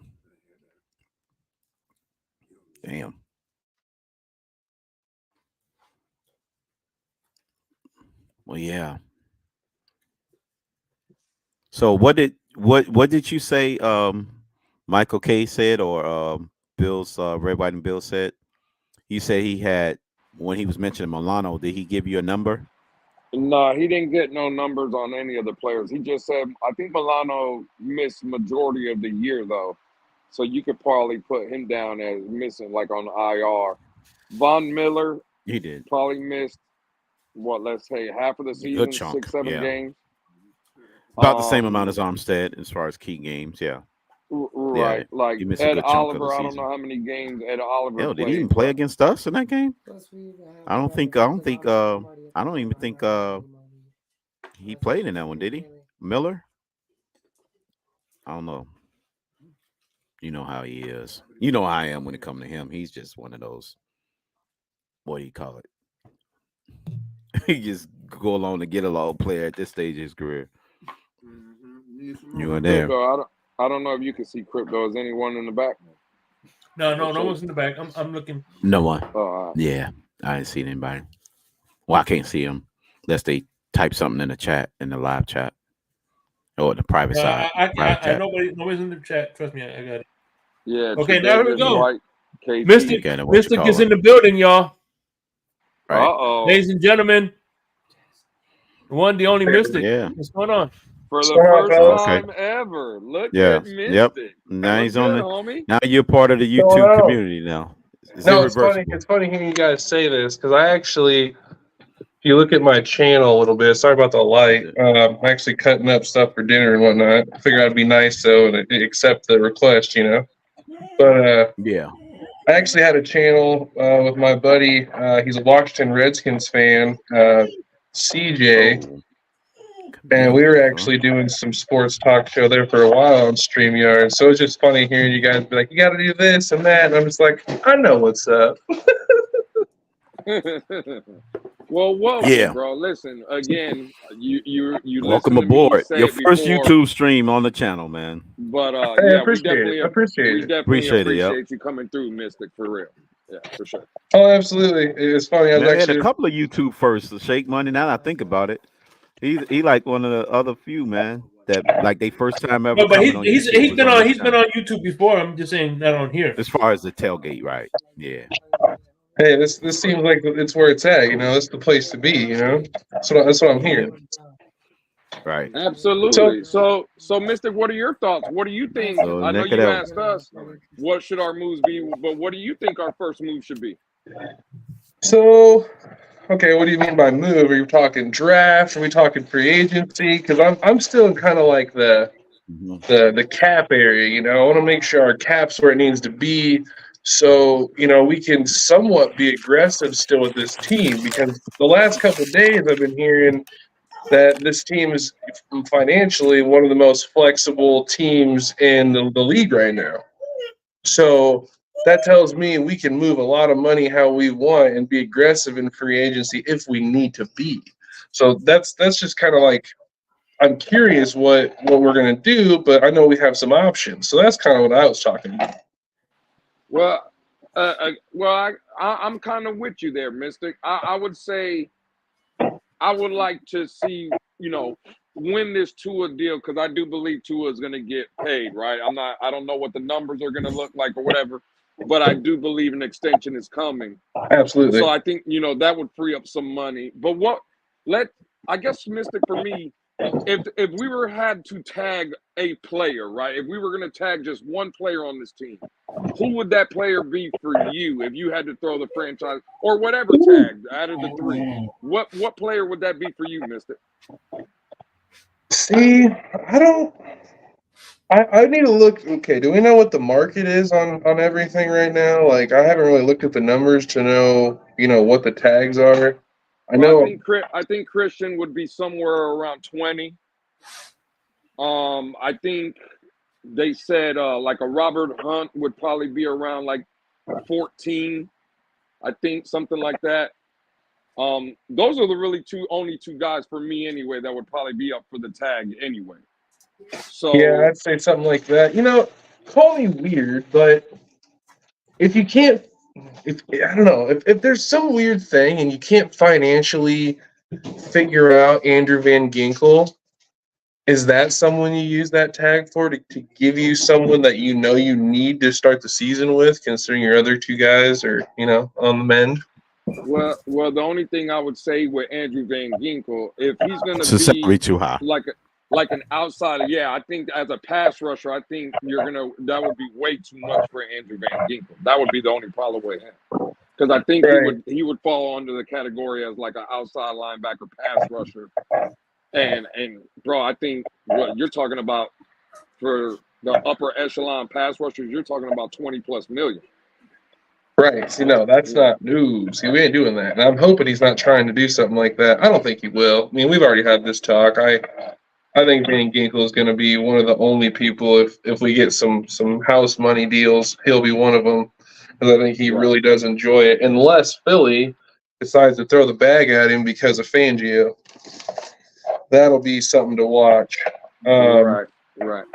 I think for me, if I'm using the tag on anybody, would it be safe to say he's an Eagle? Well, no, I think not. I'm kind of with Mystic. I think Andrew Van Ginkel likes Miami. I think he's settled in. I think him and his wife really like it here. You know, And that's them what having people a don't young talk about child. enough, Lewis, is what you just They from said. Texas?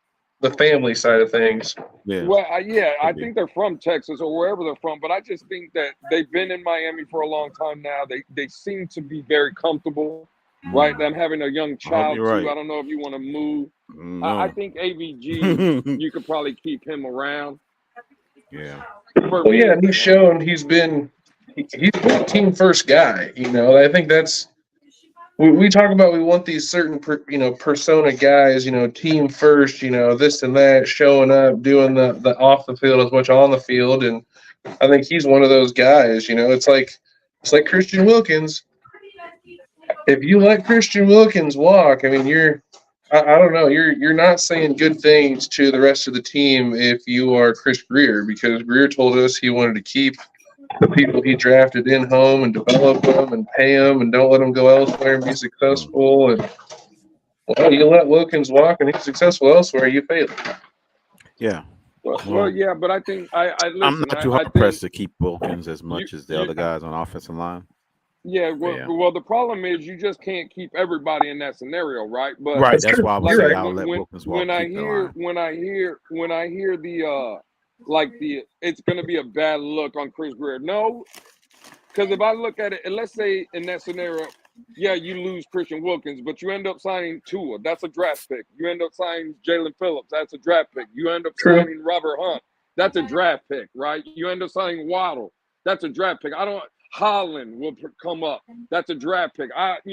Again, I just think you can't sign everybody. Absolutely. There has to be somebody that's gone. And then for me, again, I love Christian Wilkins, right? But someone just put it in the chat. To franchise tag on there will be $22 million. Woo. I'm trying to, before I throw out the tag on Robert Hunt, I'm trying to find a deal for Robert Hunt, right? I'm trying to work out a long-term extension. But if I cannot, that's where I'm using the franchise tag on Robert Hunt. I'm not letting Robert Hunt out of the building because I've said it before, Mystic, like, if we all believe Tua's going to be here, right, and that's going to be our quarterback, you got to protect your investment. And as much as I love Christian Wilkins, that's not protecting your investment, right? Your investment is the guy you're paying 45, 50, 55 plus $1 million to. And how do you do that? You keep him upright. And Robert Hunt, for me, is the guy, one of the guys that does that. Yep. So no, I'm with you. Yeah, I'd say when that comes to that, 100%. Like, yeah, entirely. Like, I'd love to get that deal done, but I'm with you. I think that's the only guy, especially financially. Those other guys you're talking, 20 mil, and you said he's only like what 14. Then that's almost a no-brainer if you have to.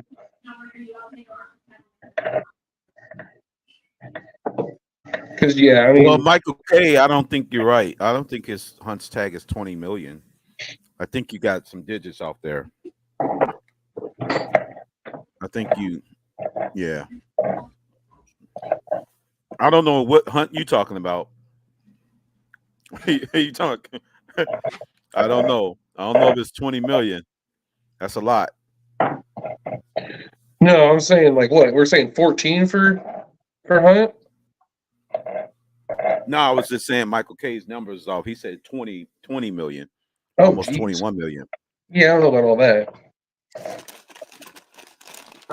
Yeah. So okay, so then draft. I haven't really done a whole lot of deep dives into what's going on, personnel-wise in the draft. I was kind of waiting for combine and things and see who throws and all that. I do find it interesting that Caleb Williams isn't going to throw at the combine. Yeah, that's going to be the norm, though, Mystic. Anytime your guy projected that high, they just going to be doing private workouts. They're not going to risk, going to the underwear Olympics, trying to show out. They're just going to do a bunch of team workout teams that's most likely to draft him. He's just going to work with them exclusively. That's most likely what's going to happen between the top 10 guys. We have pro days probably here, over the next month or so. Yeah.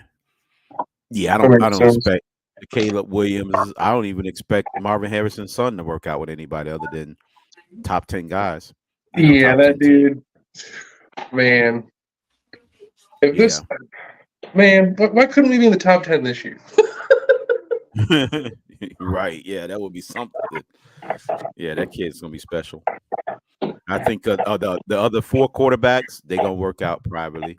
They might throw some, do some drills here and there, but nothing much, nothing too crazy.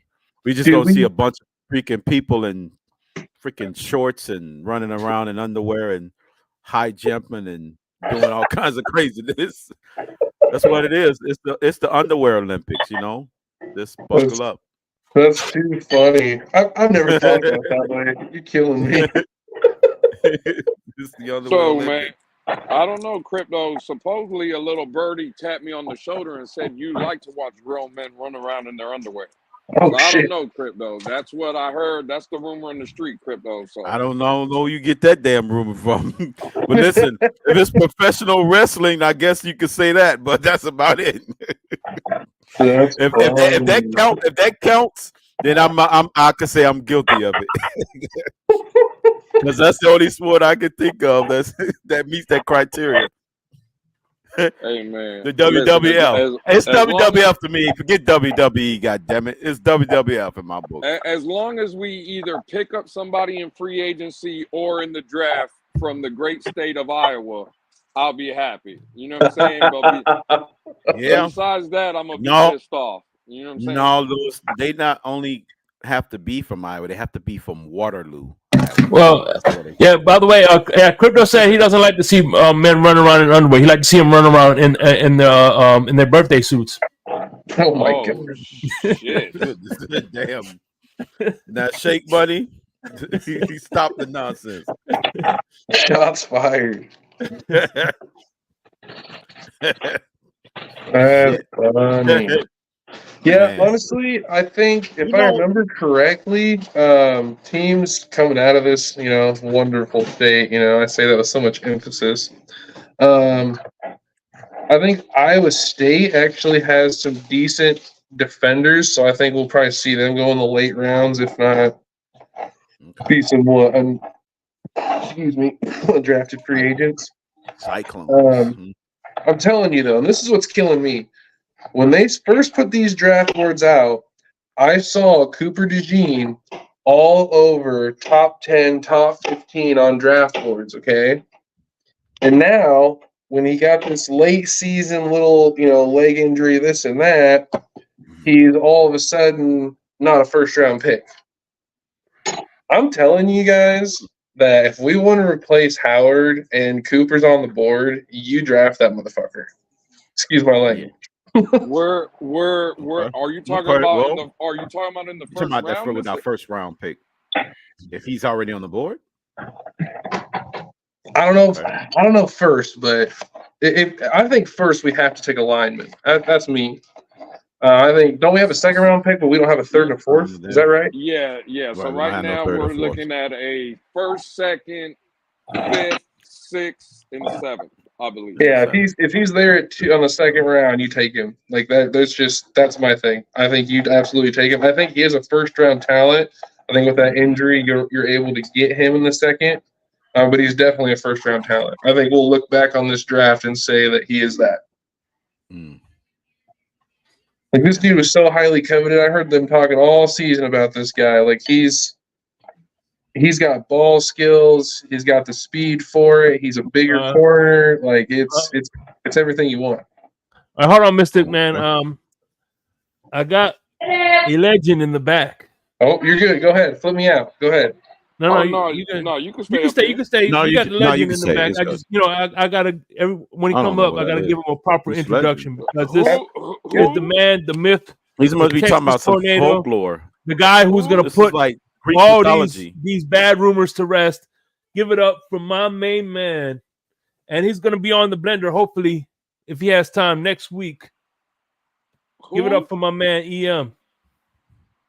No, you had it right, Shake. Go on and put Mystic in the back. Don't stop with him. Put Crypto and Lewis in the back too. You had it right. Go, now you might as well go and put them all in the back. God damn it. You done lost your damn mind. EM, this is the homie's first appearance on on TFTG on YouTube. This is Mystic from Twitter, and you already talking about throwing them in the back, bro? I don't know who that is. Man, you know who Mystic is, man. Stop that. Please forgive me. You gonna learn today. Yeah, please forgive me. I don't know who that is. Oh shit! He said you gonna learn today. Shit. Yeah, that's cute. That's real cute. What's good? What's going on, Shake? What's going on, man? Hey, next week, next Thursday, man. What are you thinking? Are you able to record next Thursday afternoon around 7? Record what? The In the Blender show. That's gonna be the first. Snap! My bad, bro. Yeah. Yeah. That's fine. Just hit me up. Make sure you hit me up this time, because every time you say you hit me up, but you never do. I do. So. All right. But I got you. Damn, you've been listening to crypto too long. You've been don't damn, worry. you kicked him to the curb. Shake, I'll call him, and then I'll just hang up, and I'll let y'all two talk. Yeah. I'll call him. Yeah. You need to stop listening to crypto. Hey, man, you know what? Speaking why are of you that, giving this man EM, bad advice? There's a reason that you're up here, EM. Supposedly, crypto dropped a bombshell on everybody earlier. Bro, you're getting bullied in the community, bro. Yeah, I heard. I'm a little concerned about your whereabouts there. Yeah, I got a message. Somebody was saying that's what got my attention. Somebody hit me up privately and said, "Hey, man, crypto out here with your name in his mouth." And I said, "Really?" They said he was up here saying this and that, and I was like, "Oh, okay, bet." So, kind of, my day is it was kind of a long day today, so I was just kind of chilling with the fam a little bit, and so.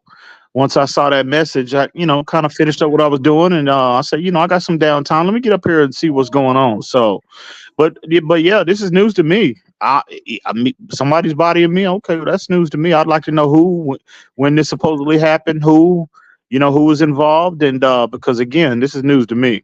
But I do want to address one person real quick. I saw KP in the chat. And I don't know I don't know what he's smoking today, but he talking about he bodies EM on a regular. And the question, okay, that's cute and all, but the question is, why ain't he up here on the how come KP ain't up on the stream right now? Cap didn't give him the day off? Oh, my bad. I know Cap got him in the backyard. He back there in the backyard doing some work for Cap. So it's all good though. I understand. So, but yeah, this is news to me about somebody bodying me though. What? Man, are we already gonna start? No. He got all y'all on the clock right now. Y'all punching that clock. And I was just wondering why KP wasn't up here, but I know why. He didn't get finished early like y'all did. So it's cool. Yeah.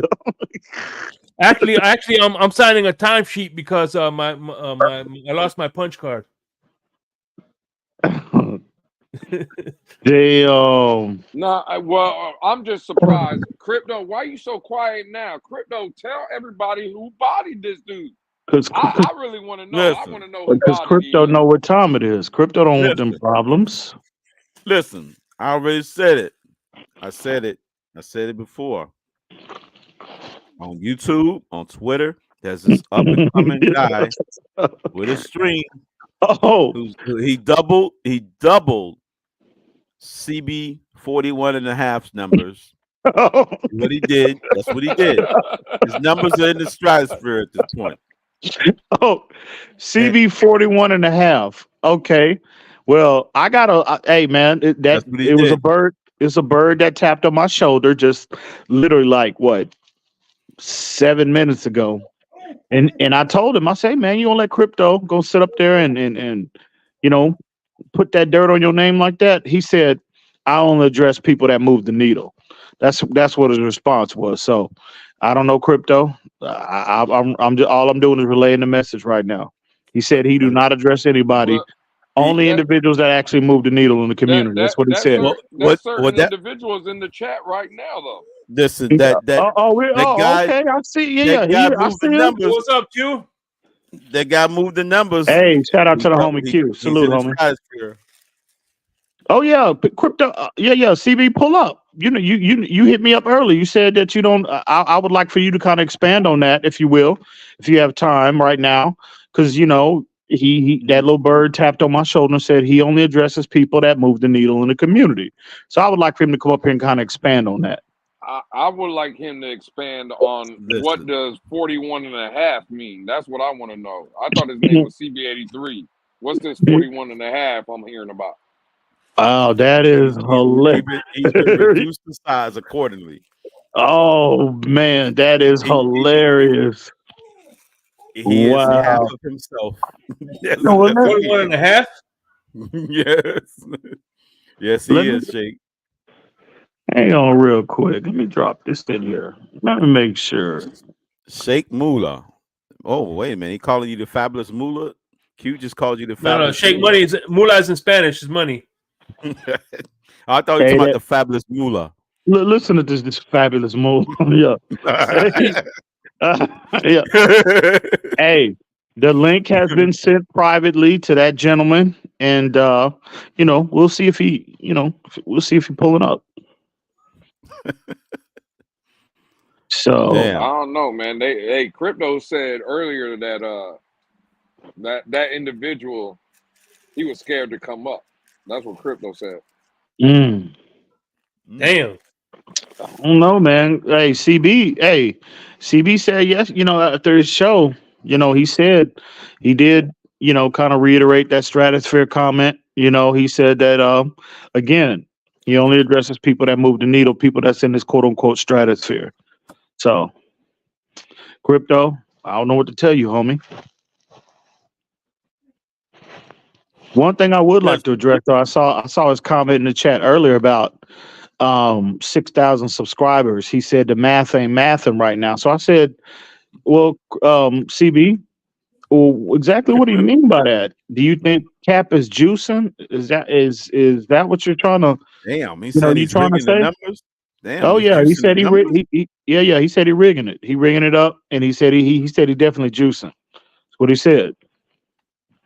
So I don't know I don't know what kind of outfit Cap is running over here. Y'all would know better than me, but he said, he said that when Cap is up here, by himself, and when he's doing shows or whatnot, them numbers are he's struggling to have 20 people in the chat right now. So he said, Well, can I he said he address pulling the that real quick? KP. So Whoa. why can't he hold on? Why isn't I wait till El Capitan is here to defend himself? Well, I can defend Cap a little bit though, right? oh, hey, you see him, Derek? He said, look, 6,000 subscribers and carrying 41.5 on the stream. I see y'all doing them buried numbers. No time tonight. I'm pulling a KP. Damn. Shit. That's in other words, he's hiding. Well, let me just help out Cap a little bit, though, right? The simple fact is, and again, we all, I guess do longer shows or whatever, but I seen sometimes where something will happen and CB will drop a short video, right? Like a 1-2 minute clip or whatever. And I don't know, bro. Cap just dropped a clip last night, and that thing already has over 40,000 views. I don't know. I would have to go back and do a little investigating, but I don't remember none of CB's shorts ever getting 40,000 views. I'm just saying. Hey, I'm just saying. Again, no shot at the homie. I'm just, if we're talking about numbers, I see one guy that does a short and gets 40,000, and other guys that maybe get 300-400. Damn. So hey, it is what it is. I'm just saying. That's a fact. Damn. Yeah. Oh, somebody just texted me. They said shorts don't count. They say shorts don't count. I see shorts somebody don't count. In the chat. It's still views. What do you mean? What's going on? I don't know who this guy is. I don't know who this guy is, but I see some guy in the chat.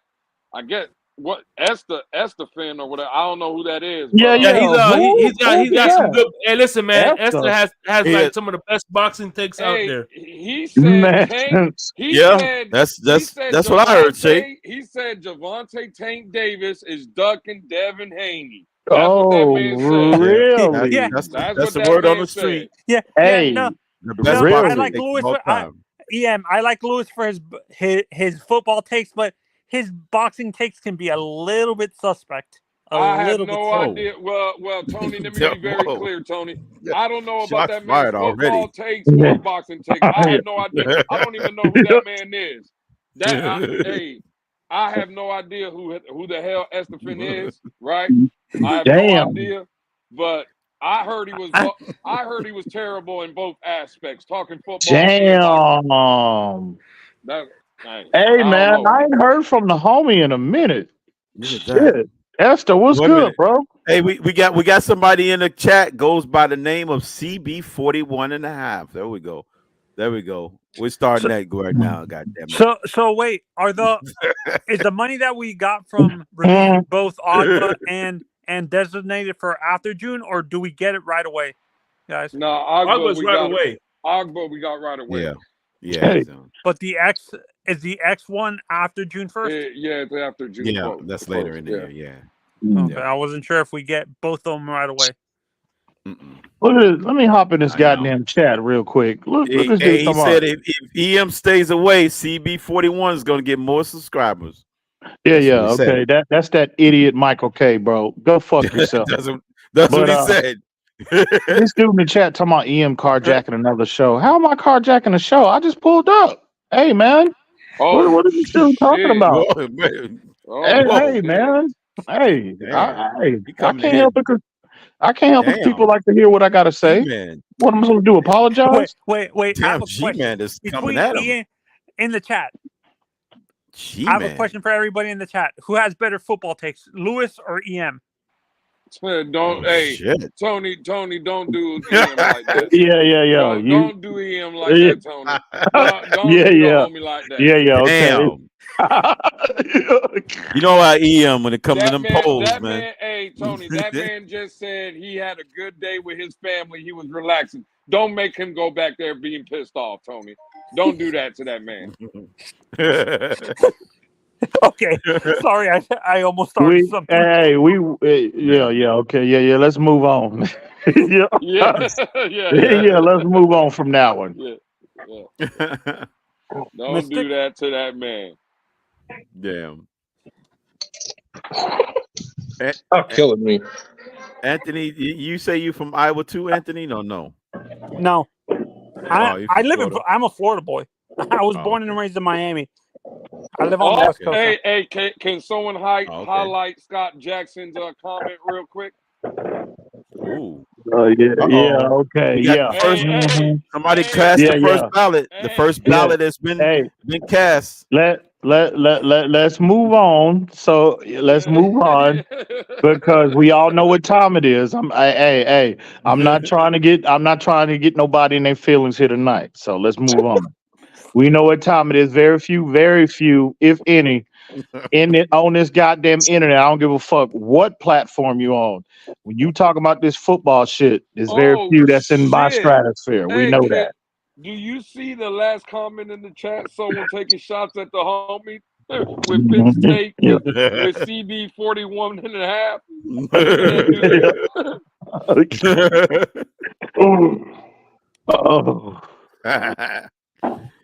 Oh damn! Don't insult me, goddamn. Oh man! Oh shit! Who? Bon Joe? Who? Hey, man. Hey, damn! man, just let's say Who is that? That's another one. Y'all bring. Hey, wait! I got something. Bon Joe. Bon Joe, check it out. Just for you. There you go. All right. There's that white hand. It's the right hand, right? I started the poll. I started it, but I'm in the middle. I think both Lewis and EM can have good and bad football takes. Y'all bringing all these people from Twitter. Y'all bringing all these people from Twitter that I have no idea who they are. Von Joe, never met him. This Mystic character, never met, don't know who that is. I mean, damn, what y'all trying to do? What you trying to do, Shay? This crypto show. Hey, we got to bring them all. I'm just a producer today. You heard me? I'm just a producer. That's all I do. Y'all had that dude from the other day. That I think his name was Tony. I think. Yeah, I don't know who that is either. That Tony Carey. Now you don't know who Tony is? Now you don't know who Tony is? I think his name was Tony. If I'm mistaken. Hey, I might hear. Hey, no, it's another Tony. Anthony. This another one. Did you see that latest? Pull that up. Esther Finn's last comment. See, EM, you approve of this? Now. You approve right there? I can't wait to lose every competitive game next year. We got Tua at quarterback. Oh, nah, he clearly been in that cabinet, bro. I know how Esther do it. He clearly been in that cabinet. So listen, disregard all his comments because I'm sure he. What about his boxing comments? You disregard those too. Yeah. He's clearly under the influence right now. So I'm gonna extend a little grace to him. So you're not a big Canelo fan, I'm guessing, EM? No, not at all. In the cabinet. Damn. Canelo been running. Canelo claimed he fought. He's a man of the people. He give the people what they want. He been saying that shit for years, right? Now, it just blows me away when he used to try to call Floyd Mayweather out, right? But Floyd the one doing that bullshit. Floyd, when Floyd fought the best, nobody's ever fought and defeated. The Manny fight should have happened 5 years earlier. I don't want to hear. I don't know what the hell you're talking about right now. He was running. Floyd fought and defeated more Hall of Fame world champions than anybody in the history of the game. Bring up that comment, Shake CCR. But Shots you got fired again. Damn. What's that? Man, this dude. Bro, damn. Shit. Captain. He been telling that same lie for what? 5 years now. Fuck out of here. So Canelo used to do that bullshit, that same bullshit with Floyd, right? But Floyd, it didn't apply to Floyd. Floyd, nobody's beaten more world champion Hall of Fame fighters than Floyd Mayweather. But Canelo I would disagree with you. Oscar did it. Oscar. That's cute. But Canelo, he's clearly ducking David Benavidez. I agree with you on that. Clearly, he's ducking him. But and you know what pisses me off about Canelo? I'm a Canelo fan. I admit it, and I'm tired of that BS where he's actually said he doesn't want to fight any Mexican fighters. He actually said this out of his own mouth that he doesn't want to fight any Mexican fighters. Which is, and that sounds to me a little racist. What you think? No, he's Mexican. That's what I'm saying. He said he don't want to fight Mexican fighter, but he'd rather beat up on a black man or a white fighter. That sounds a little suspect to me. I don't know. That's just me though. Damn, the man's racist. Can you imagine if Floyd would have came out and said, "Hey man, I'm not fighting no black fighters. I just love whooping up on Mexican Latino fighters or white fighters." No. Can you imagine that? No. Yeah, people would turn on Floyd, but there's fans that would have just defended him to the hilt to where they would have overlooked that he would say that. Well, we already know Floyd got losses on his resume anyway, so that shit don't matter. I can't tell. Hold on. I can't tell, bro. What's with the Kenley All-Pro video, EM? I don't know what this clown is talking about, bro. Like he been trying to tell that lie for like 5 years now, right? He can't tell Kenley. Yeah, right. So I told him years ago, told him last year, the year before, going on 3 years now. Go get the video. Go get the clip where you saying I said that man was going to be an all-pro guy. That wasn't me. Now, anybody else, I have no idea, but I can only speak for what I said. No, that definitely wasn't me. Oh, he said you put some film out there on Kenley? Yeah, bro. Like, no. Yeah, bro, it's, bro, you know how these haters do, bro. They try to steal your shine any way they can. Know what I mean? Do you agree with the comparison some of our fan base has? He said Reason deleted it. Well, again, I can't speak. I'm not attempting to speak for another grown man. I can only speak for me. So EM, when you hear, do you agree with the comparison with JPJ that people are comparing him to Jason Kelsey, or do you see another player? Like I see Travis Frederick, the center that used to play for the Cowboys. I see Zach Martin more than I see Kelsey. Or do you see Kelsey? I don't know. I don't know about Travis Kelce. Travis Kelce. I mean, if you look, Jason. I'm sorry, Jason. Did I say My bad, Jason. I don't see that comparison. They're two different types of. They have two different types of profiles, right? You know, Jason Kelsey was always somewhat of an undersized center. This kid is a fucking, pardon my language, shaking crypto, but that kid is a fucking mom. I mean, he's like what, 335, 340-ish. No, in terms of his size, I'm not talking about the weight and girth. I'm talking about his length. They're comparing his length, and I thought Kelsey was like 6'5". No, bro. Still, Jason Kelsey has always been relatively under. I don't even think Jason Kelsey, he struggles to hit 300 pounds, I thought. I'm not talking about weight. I'm talking about length and size, like arm length and like height. I mean, I don't know exactly what his arm length are, but yeah, again, Jason Kelsey was a undrafted guy, 7th round pick, I think. So no, he was a late 3rd, early 4th round pick. Nah, Jason Kelsey was undrafted, I thought. I could be wrong, though. I think Jason was undrafted. I thought he was, bro. If I'm not mistaken. I could be wrong, though. But I don't see that comparison, though. You're right. He was like, he wasn't undrafted, but he was almost undrafted. He was like drafted in with the last few picks of the 1st round, 7th round, like, because I think Philadelphia that year that they drafted Kelsey was in I'm sorry, who the hell is this? I have no clue. Damn. What the hell? The freaks definitely come out at night, because that's definitely one of them. Absolute freak show. So, but no, I don't see that comparison. I think they're kind of different. You see more Zach Martin than you see Jason Kelsey with Jackson Powers. Yeah. Shake love that. He digging that a little too much. Listen at him laughing. Hey.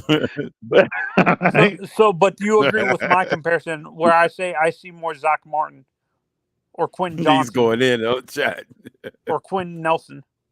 Yeah. But no, I think Travis, Jason Kelsey, to me, this, Jackson Powers Johnson kid, he seems to be a little more power based compared to Jason Kelsey. But no, I don't see the comparison. I don't see the profiles. I don't see the similarities there. I mean, No, I agree with you. I don't see Jason Kelsey. My comparisons I had was either Quentin Nelson or Zach Martin or one of the Martin brothers.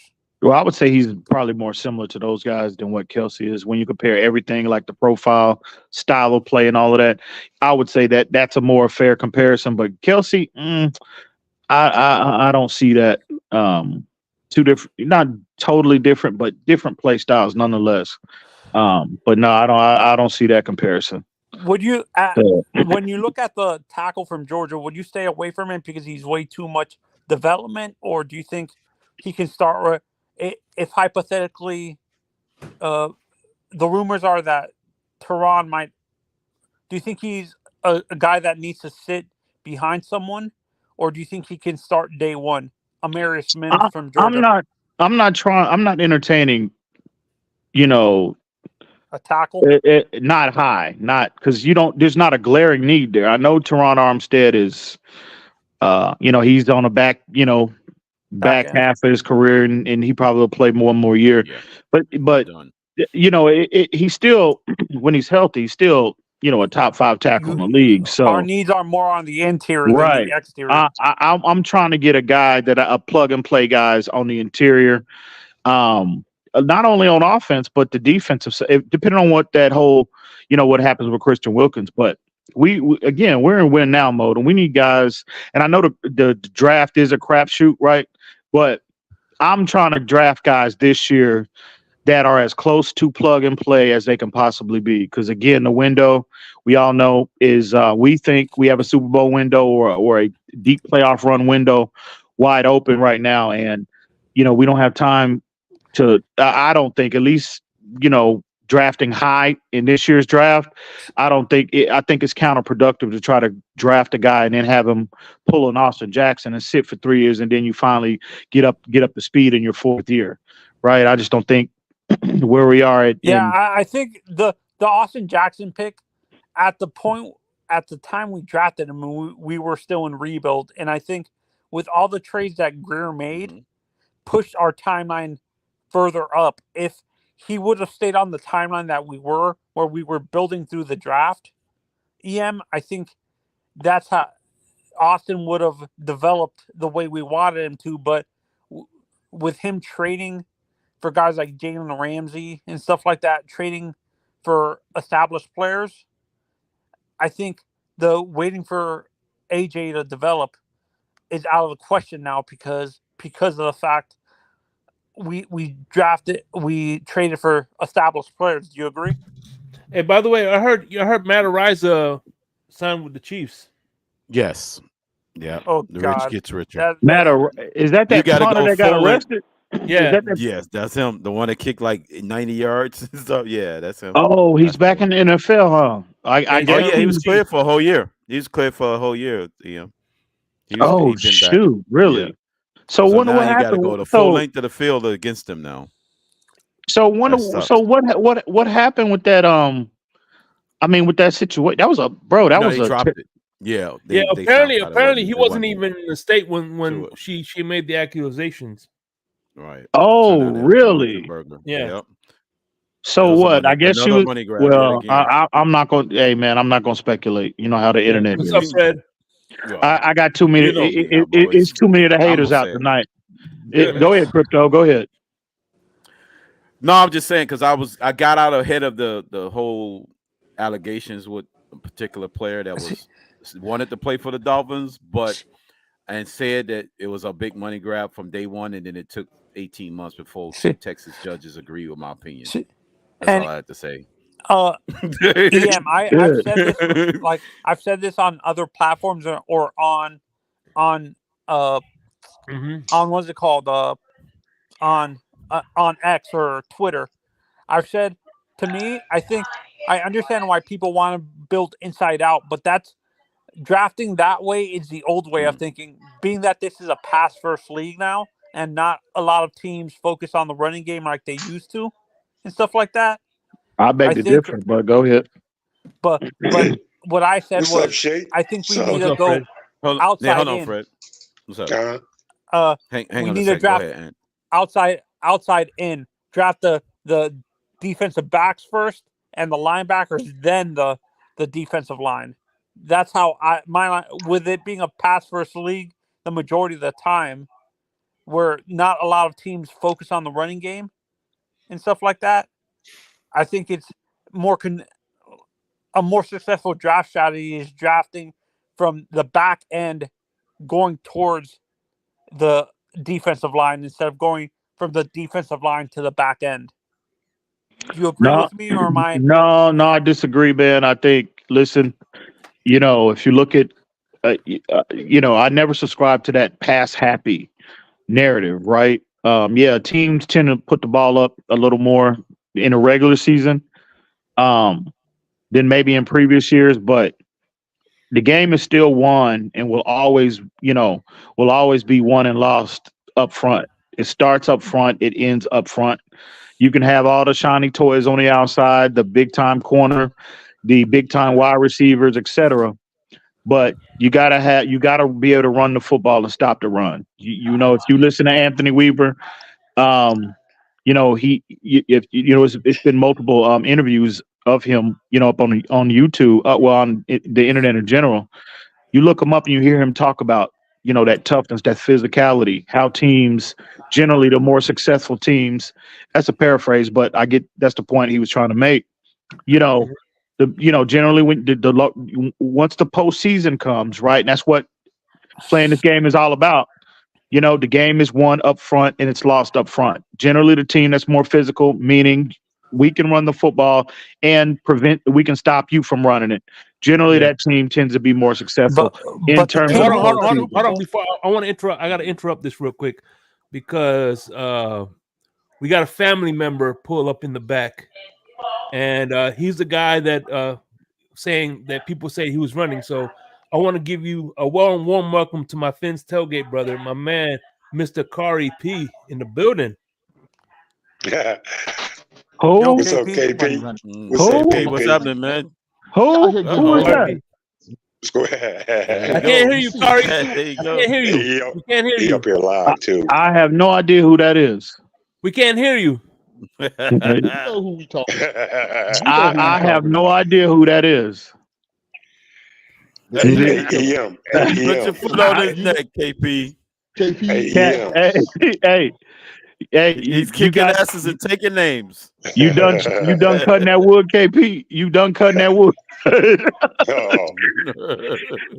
Cap said, "All right, KP, you can go home now. You done for the day. Go. What's good, Fred?" I'm in the panel. So, like we're pretty tough against the run, man, and I'm sure Christian Wilkins has a lot to do with that, bro. So with me, man, I don't see how we can let him get away, man. You franchise tag him or something, offer him something. If he ain't cool with you, franchise tag him, and let's start and keep being solid somewhere, bro. You know what I'm saying? And the one place we are solid, man, is stopping the run. You know what I mean? And we keep him in the building, man, and get him some help, bro. I think we're franchise tagging him, Fred. Why do you want to sign Christian Wilkins? Because Shake, man, for the defensive line up front, bro, that's the one piece that's solid right now, man. That's solid right now. You know what I mean? Franchise tag him, man.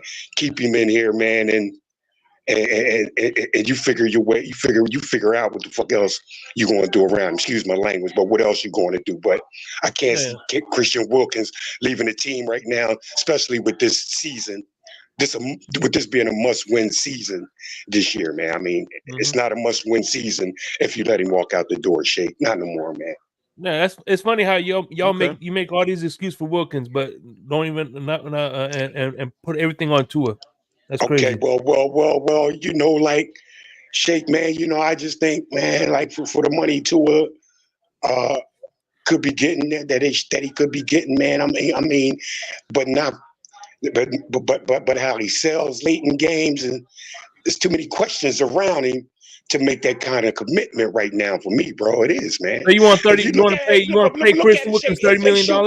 No, huh? You want to pay Christian Wilkins $30 million? Hey, man, is that what it is? $30 million? Yeah, he's gonna ask for.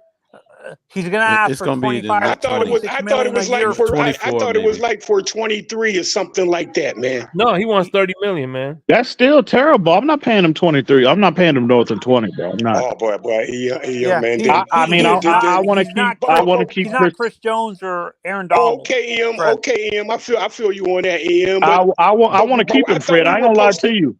I'm with you. Okay, but we're in the must-win year next year, bro. And the thing. So what does what's the chance when we lose? The chances greatly diminish when you let him walk out the building, bro. That's all I think, man. And with Tua, offer him something. I ain't saying just get rid of the man like that, but offer him something. And we can find out a lot about Tua, about what kind of contract he's willing to take. And what he's not willing to take, man. But right now, there's too many questions behind him for me to give him $55 million, bro. See, and this whole Tua contract, EM, I'm thinking in my head for the past few off seasons, even the GM has been looking for an upgrade to him. You really think his the general manager and the his agent and Tua are going to sign a contract after the past few years where the GM had been looking for an upgrade over him? Who Say been that in the again. last? Yeah, say that again, Anthony. Yeah, say that again. Okay, what I was saying is our GM and our front office in general has been like the past few off seasons have been looking for an upgrade at quarterback since we drafted we've tried to trade for the owner himself, tried to trade for Deshaun Watson, Lamar Jackson, and stuff like that. You really think Tua, after that whole thing, the front office and the owner not really having faith in him, he's gonna have to. When did he try for Lamar? When did he try to trade for Lamar Jackson? Or no, Deshaun Watson. Deshaun. Yeah. Okay. Deshaun. Well, that was his rookie season. I mean, let's keep it in perspective, right? Let's provide a little context, right? That was his rookie year. To my knowledge, the last 2 years, they from what everything that I've been, to my knowledge, they're perfectly fine with Tua at this stage of his development. That they all believe in Tua, and that's the owner, GM, head coach. They all are comfortable with Tua moving forward with him. So yeah, they tried to trade for Deshaun at one point, but again, that was his rookie year. Tua was compromised. I think physically he was compromised in terms of his level of play. He was nowhere near the player that he is now. And you really at the time, again, I was all for that move as well, bro. Like, I felt like we were closer to winning now, being able to win if But we don't you had. think the GM? But EM, what I'm asking, don't you think the agent and the player are going to be petty like that and say you guys were trying to trade? I felt you guys like maybe Nah, he's. Well, Anthony, I it's don't. been enough time Nah, removed I since don't that think so. event. They're not gonna Nah, let I him don't rush think that so. long. Nah, I don't think so. It's too much time in between. You don't think events. Tua has an ego like that where he's gonna? No, if anything, it'd be I his mean, I agent don't. doing that, not Tua. I don't know too. I can't speak on what the man, whether he has an ego or not. But they've done everything the last 2 years, and really, if you're Tua, you really can't be. Listen, it's human nature to get upset and get in your feelings if you were in that situation because again, you rookie, first year, whatever. But when you look back and reevaluate that situation, I mean, you can't knock the Dolphins for one. At that time, Deshaun Watson was like twice the player that Tua was. I mean, he was top 3 at his position. And I mean, when you look at it, again in hindsight, now that we have that benefit, no, you really can't get mad. So I don't see Tua in his feelings. And now I don't blame Tua. Get your money, bro. Get Or your no, money. specifically the But I don't agent. think they're going to be holding the Dolphins hostage or anything like that. EM, Shake, Crypto, Anthony. I'm also with this, man. With Anthony Weaver coming here, man. Like, if he can bring somebody over from the Ravens, particularly the defense, man. He can bring somebody with. I'm all for that, man. Because we need some more dogs over here on defense, bro. You know what I'm That's saying? the And question. I understand Matt Abuike, where he would command, but I don't see that happening, man. But go ahead after Patrick Queen. I mean, I hear he's a free agent. Go ahead after Patrick Queen, man. And I've said this actually, Fred. Bring You somebody brought with up the franchise tag. Honestly, what I see happening is them franchise tag exclusive. Is it the non-exclusive or exclusive franchise tag I where you don't get know, man. I don't know, bro. You have to ask no EM all that. You know about EM that is non-exclusive, is exclusive the shit, bro. exclusive or non-exclusive the one where you get 2 first-round picks if you trade the player? I think it's both. I think you get compensation for both, right? I don't know. You got the wrong just dude to one. ask right If here, it's a man. franchise or it's non-exclusive, Yeah, I think you get yeah. compensation either way. Transition is the one you get the most for if you do the transition tag. Yeah, no, that's what I You come see out to like happening. a first round Like, pick. like if we transition tag him, I think honestly, I like Christian Wilkins, but I'm not going to be paying 23 to 25 over $25 million for a run defender. Well, then he's gonna be I think you're going to suffer a tremendous drop off in this window. This it has to be Zyler next can year thing cover. for doing that, man. You don't think Zyler can pick up the production that I mean, I think Christian? Zyler, I think he's solid, but you keep them together if you can, man. You know what I'm saying? I just think if you just let Christian Wilkins get up out of here, the chances are going to greatly diminish, man. And it's a next year Super Bowl thing or not, or a lot of things are going to happen, bro. A lot of things are going to happen. You don't think we can afford Matabuke? You said Justin Matabuke from the Ravens. I don't know. He's like I said. I think he's going to command the same thing, relatively the same kind of deal Christian Wilkins is asking for, man. If you bring him here. So what would you be doing? Just swapping player for player, and paying them the same money. I think, and honestly, you can draft a defensive tackle that can do the same thing that Wilkins can do, which is a run defender. You could take a chance on that, man. But like I said, man, Wilkins been solid since he's been here, bro. You know what I mean? Solid. Yeah, no, I'm not saying we let him walk for nothing. I'm saying we trade him to a team who has enough cap space to afford. We're over the cap by a whole like $25 million, right? So I don't think we can fit. Like, I like Christian, but I'm not. What is it? I want to keep Christian, but realistically, I think we might have to trade him to a team who is willing to pay that much money, or who has the cap room, like in Atlanta or the Bears, or a team like that, like who can give us one of their first round picks in the top 10, and we can draft players that we need. I feel you, man. But like I said, man, it's either this year. What is it like? Either the Super Bowl this year, or a lot of moves are going to be made, man. You know what I mean? Like jobs being. We clean house if we don't make. From what I hear, yeah, man. From what I hear, man, you McDaniel, Greer, everybody going, bro. You know what I'm saying? Even the owner. I think I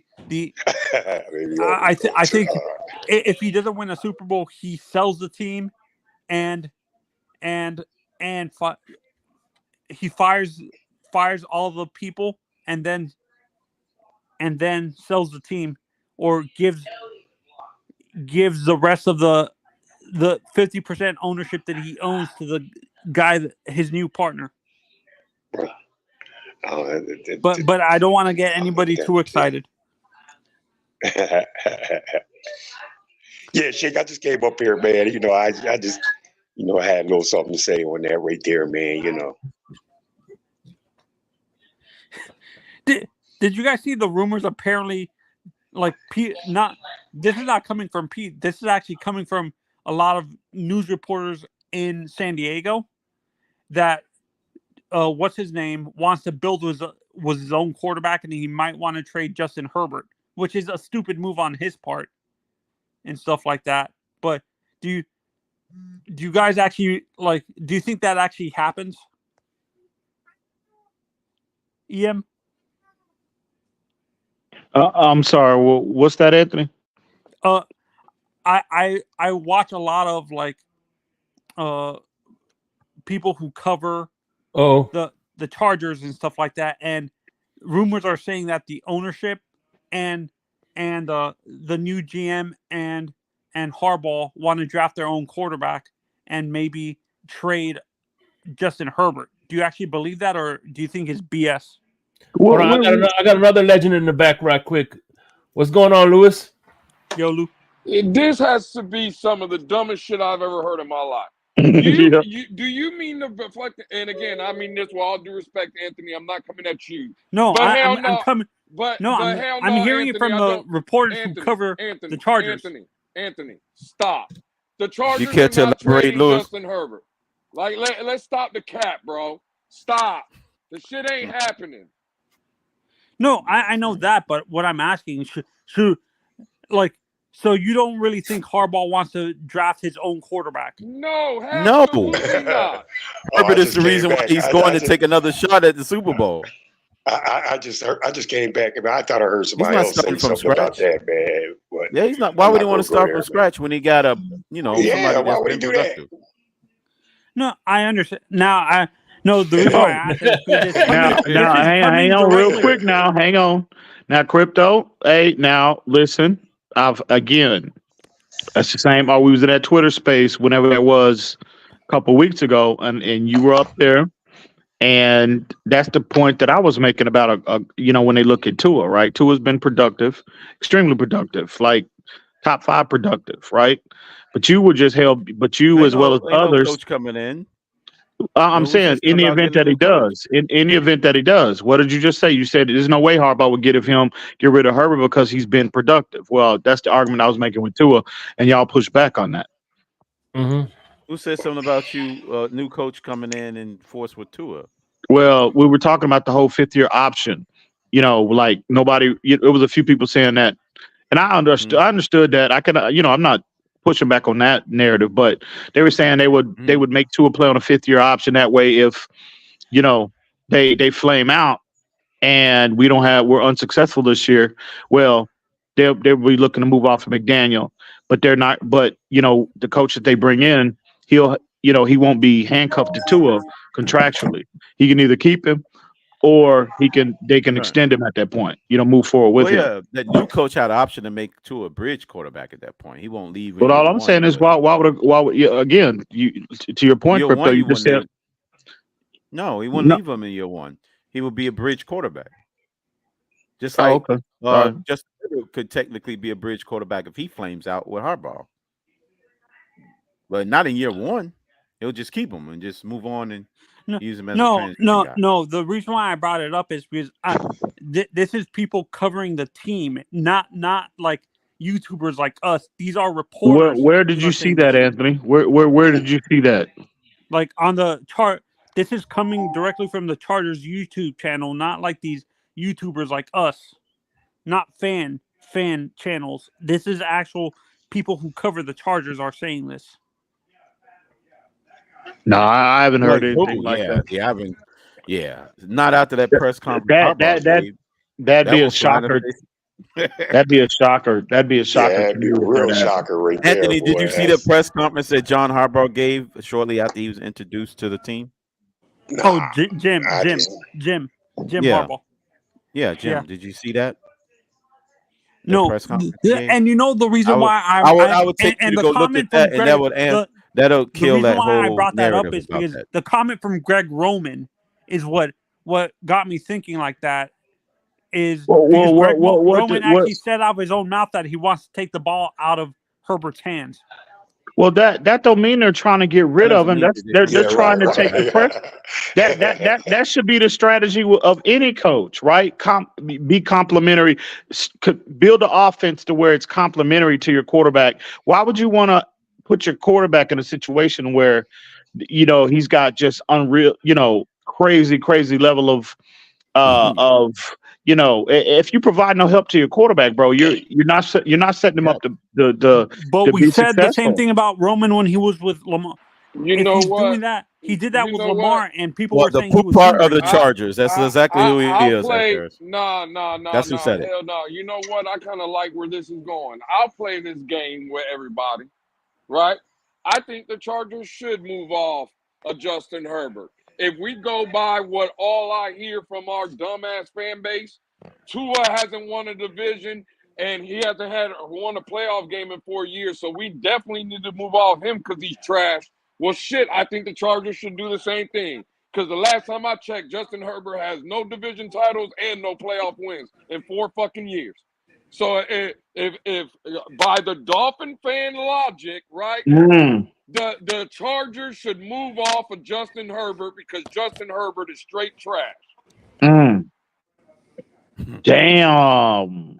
Well, if you're that's a fact. Yeah, and people are saying Justin Herbert is a coach killer, too. Well, hey, by the way, Lewis. Hold on, Lewis. All right, you there, Lewis? Yeah, what's good, Shake? No, I'm talking to HB right now. I'm working on getting. I'll see if you can get you one. I'm working on getting a Shake Money Guayavera, baby.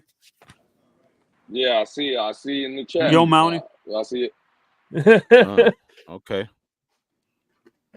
Hey, right. hey, what's up, Mounty? What's good, gents? What's good? Well, does everybody agree with my assessment though? Since Tua is trash and he don't have no division titles and no playoff wins, shouldn't and we're a lot of fans want to move off of Tua because of those reasons. Shouldn't the Chargers then want to move off of Justin Herbert? Yeah, I'm loving to hear. according to their logic and rationale. If you're using the same standard, Yeah. that would only be Yeah. reasonable if you're using the same logic. Well, ain't that what people tell me about what what has Tua done in 4 years? The man has no division titles and no playoff wins. Ain't that what people told me? Yeah. Oh yeah. Yeah, no, I agree with going off that logic. I agree with you. The Chargers should move off of. No. I'm going. Well, that no. means that It's not going NFL off that be getting rid logic. of a lot of quarterbacks. Well, I want to be very clear. It's not going off of logic. It's going after some of the people in this community's logic. The way people talk about a certain quarterback that plays for the Dolphins. That I'm talking to those people. Why are those people not? Again, I wish those people would. If you have that kind of sentiments about Tua, why ain't those people piping up now about Justin Herbert? Because that's a scenario we're looking at right in our face. So I would love to hear people's thoughts. Should the Chargers move off of Justin Herbert? I know EM agrees, right? But I know Mounty's a big Herbert guy. I would really like. I would love to hear his response. Mounty and Fred, right? Do you think the Chargers should move off because he don't have no playoff wins or division titles? Well, in that sense, absolutely someone not. mentioned Carson Wentz, and would they all be Carson Wentz MVP runner-ups or front runners, and then get hurt, and then the team win the Super Bowl? Mounty, did you just say absolutely not? For Game Boy 305, yeah. But if you're gonna say, I heard you say Mounty. Winning the Super Bowl as a backup, that Tua don't have none of those things, so we should move off them. Well, how's that logic go? Well, if you would give Herbert our defense, he will win some games. I mean, it's a reason why they got rid of the GM and the coach. Like, they got the most talented defense on paper, at least. But you at the bottom of the league in defense. You horrible. When we got rid of Brian Flores, though, the notion was Tua was a coach killer, right? But now Justin Herbert has 2 coaches fired under his resume, right? Well, was that Justin Herbert? I'm just going by the logic of what the Dolphin fans tell me. That's the logic I'm going off. I'm saying there's 2 coaches since Herbert's 2 head been coaches. there, I think the total coaches was more. Well, 2 head coaches in 4 years have Justin Herbert has gotten fired, according to the logic of the Dolphin fans that I listen to every day. Is that not the truth? Yeah, but Lewis, I would actually offer pushback. 2 head coaches. Then people I say, think the total is 43 to like 30 something as far as. But Lewis, total coaches. Then we can use the logic of certain parts of his fan base saying that Flores sabotaged him and stuff like that. Like, to the point where they said they wanted her because without any evidence of that fact, was there any evidence that Flores was sabotaging Tua? Like physical proof that these people. I believe that was a media narrative. I'm going off. That was a media narrative. I'm going off the logic. See, y'all are talking about how the national Dolphins media fan base. leverage and all. I'm talking about the Dolphin fan base, the guys that come up on these panels and Twitter spaces all day, every day. Dumb people tell me that we need to move off of Tua because he has not won the division. Cool, right? That's a fact.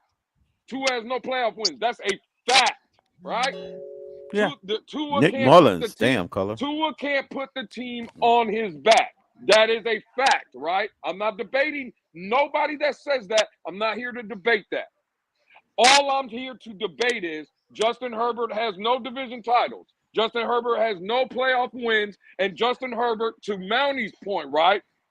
Oh, if you give Justin Herbert a defense. But wait a minute. I thought Justin Herbert was 6'7". I thought he could throw the football out of the stadium. And they were up 27-0 in the playoff game. They was up 27-0 in the playoff game. Not only that, but I thought he was 6'7". He could throw the ball anywhere, right? He could put the ball wherever he wants. He has legs, right? And he could put the team on his back at any moment, right? Because he's one of those elite guys. But now, all of a sudden, he needs a defense, right? He needs this. Where's all the energy? I'm just going off the logic of what I hear on a daily basis. Where's the logic? Well, if you ask me, man, that 27-point lead Herbert had, that just doesn't fall on him. That's not on him, man. That's the ridiculous. I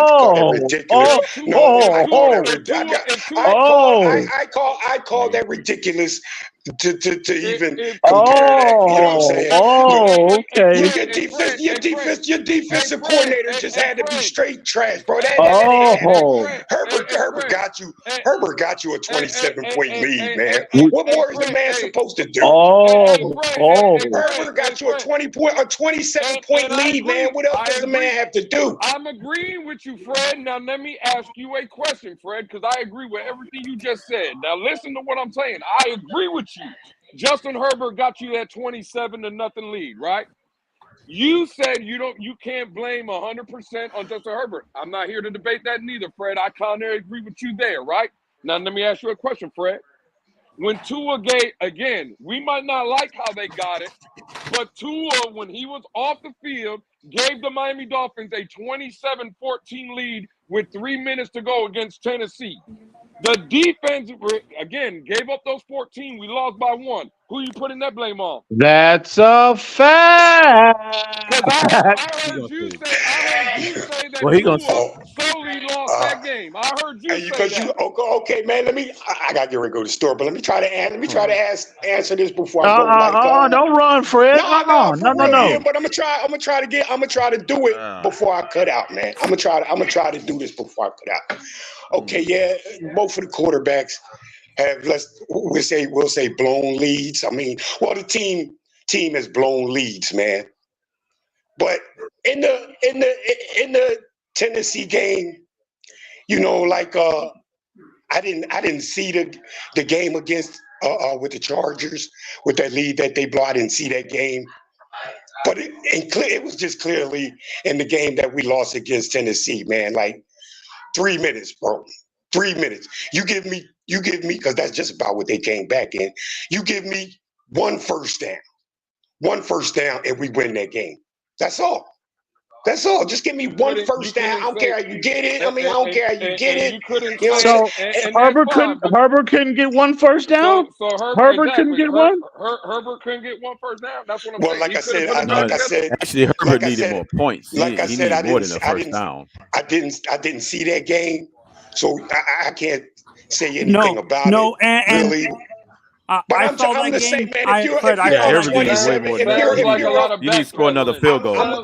If you're up 27, if you're up 27 points, man, and you lose a game, another 3 points would have been good enough to do the job. My defensive coordinator, he's going. He's going next week. See, and for me, the way I see that game, I saw it. Hold on. I'll be back. Hey, hold on, guys. Sounds like Fred got up out of here. Hey, listen. You know how 1 tell sign on how you got Fred in the ropes? He sounds like he's having an orgasm. Oh Jesus!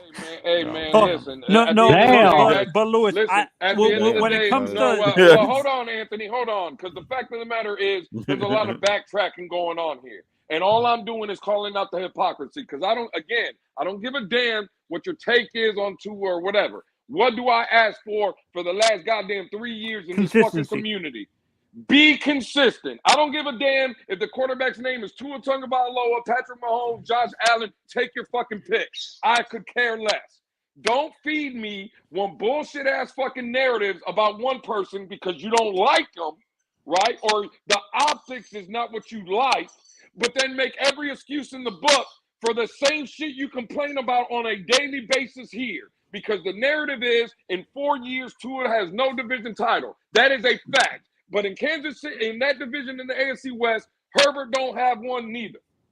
I agree with you. He has none. So where is, I don't want to hear about the defense with the Chargers. I don't want to hear about injuries with the Chargers. I don't want to hear about coaches. Why is Herbert, which is considered an elite guy, right? Why ain't he putting the team on his back? I ask these same fucking questions, and nobody wants to give me an answer. I'll give you an answer. I'll give you an answer. Why is Mountie so quiet right now? Guys are elite, but all I know, these elite guys that have all the physical traits that can put the teams on their back, they're losing. No. You know, I think the reason why people give Justin a little bit more the benefit of the doubt, not our fan base, but in general, is because his statistical consistency has a longer track record, and they give him the benefit of the doubt with the losses in the playoffs and stuff like that because of the statistical consistencies. Besides this year, You said losses with an S at the end, like multiple. He's only been to the playoffs one time. No, the loss in the playoffs. The one loss in the playoffs against the Raiders. All I know, a loss is a loss. See, I watched my quarterback Tua lose in the playoff. That is a fact. But I watched Justin Herbert, again, the elite, strong arm, mobile, can put the team on his back quarterback in the one playoff game he lost in a way better situation. Weather-wise, right? In Jacksonville, weather wasn't an issue. A 27-point lead. 27. We're not talking about a 3. We're not talking about a 7. We're not talking about a 10-point lead. We're talking about a 27-point lead. And that defense that Mountie was talking about, let me be very clear. In the playoff game, that defense created 5 turnovers. That's 5 extra possessions from the other possessions he already had on offense.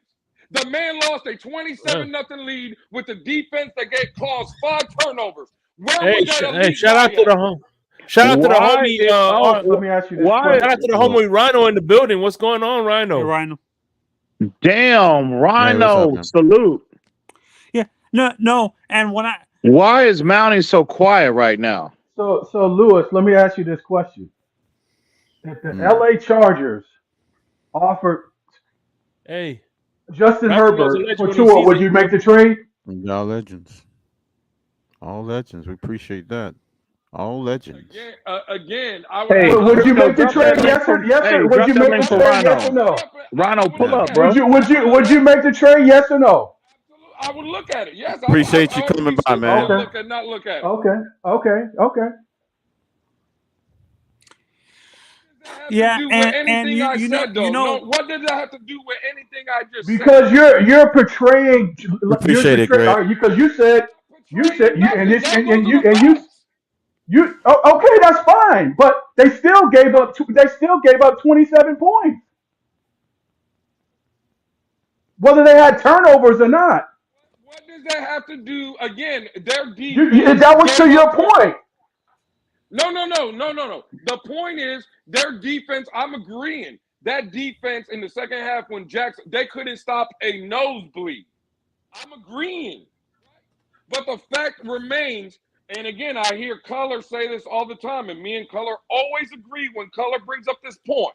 When Jacksonville was scoring and now Charger defense was absolutely atrocious, was that stopping? Did Jacksonville control the time of possession the whole time in the second half? Did the Chargers not get the ball?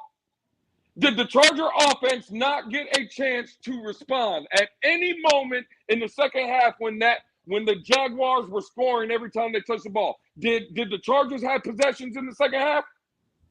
Absolutely. And what did they do with them? With the elite quarterback, with that guy that can, again, strong arm, mobile, right? Can do everything from the quarterback perspective. I've heard he could put teams on his back. So when there was miscues by Brandon Staley. So now it was miscues with Brandon Staley. Okay. Yeah, we haven't been on X in a while right now. It's been a couple of days. It just seems like hold on. Shout out Hey, we got a new member. Let me shout out the new member. Rhino just became a member to the channel. Salute to you. Shout out, Rhino. No, Lewis. The reason why I Appreciate you say there becoming was a member, man. I'm being consistent. There was miscues with McDaniel with Tua during that playoff game where he refused to run the ball. You can say that with in that game against the Raiders where they blew that lead.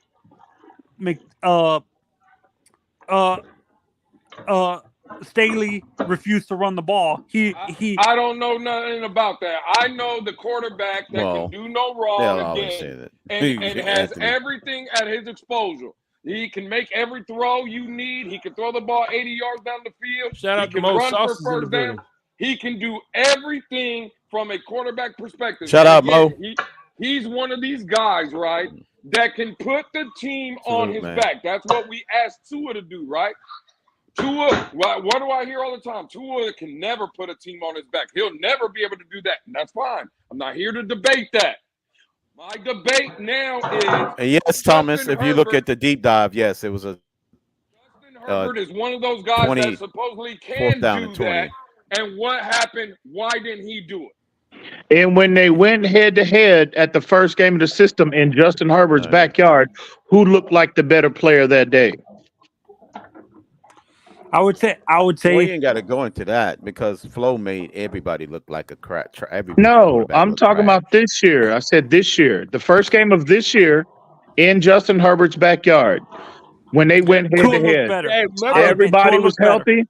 We didn't have the injury concern. We started from scratch, right? Who looked like the best player on the field that day?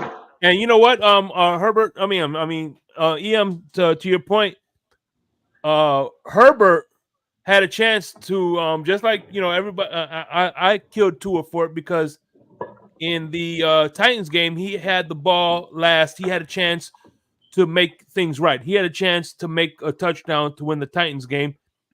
And Herbert had the same opportunity in the Dolphins game, and he got sacked by Phillips.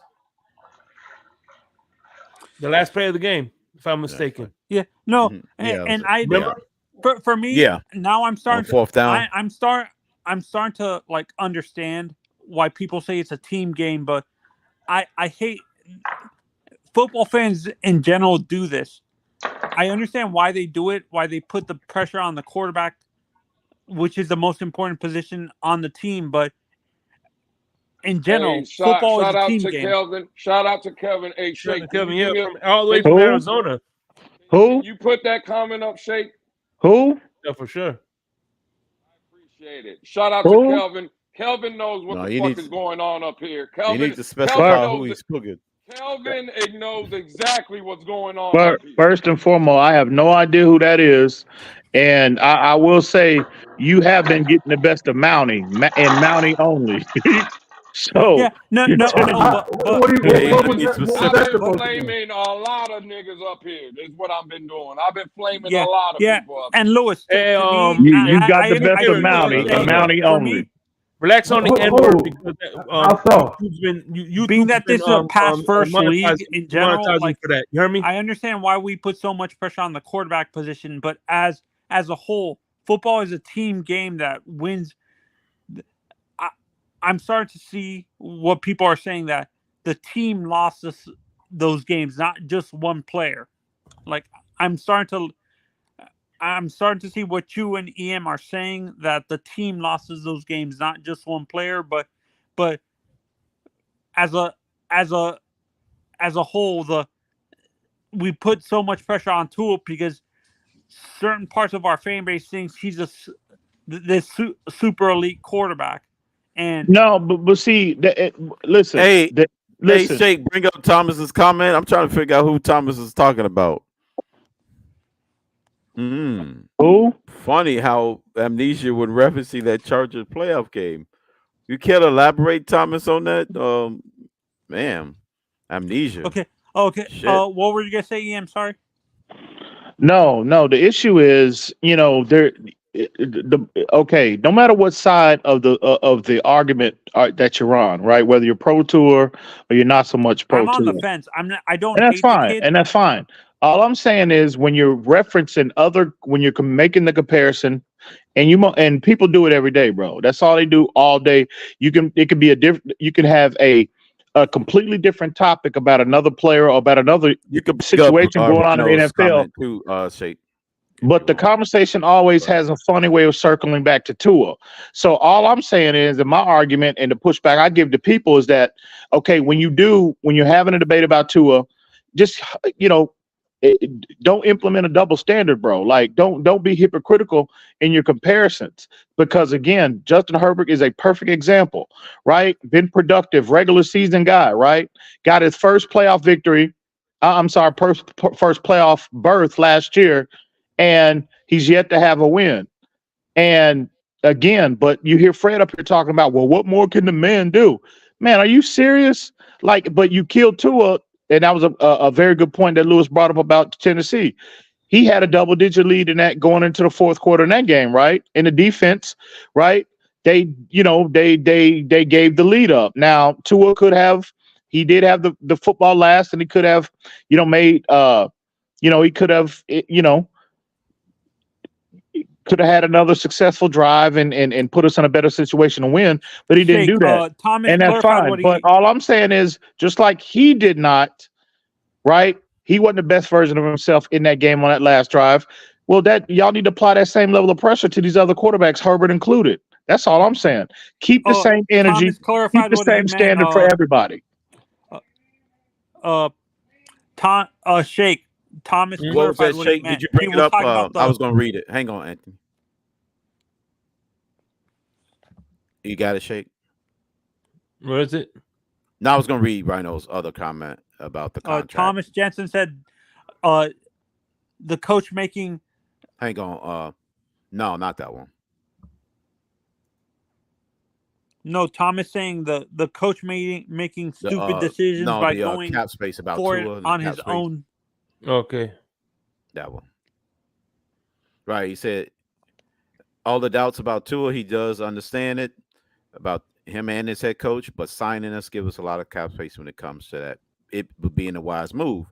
You can always move off him in a year or two, meaning, there's an out. Yeah, but signing Tua to that extension, that's what Rhino said. Damn, look at Esther. Oh, shit. Pull up Esther Fields. So, we have an out to give us. It's just you just got to twinkle at how much money to give us a space. Nah, what I'm doing up here, what I'm doing up here is punishing fools up here is what I'm doing. Oh, shit. Putty.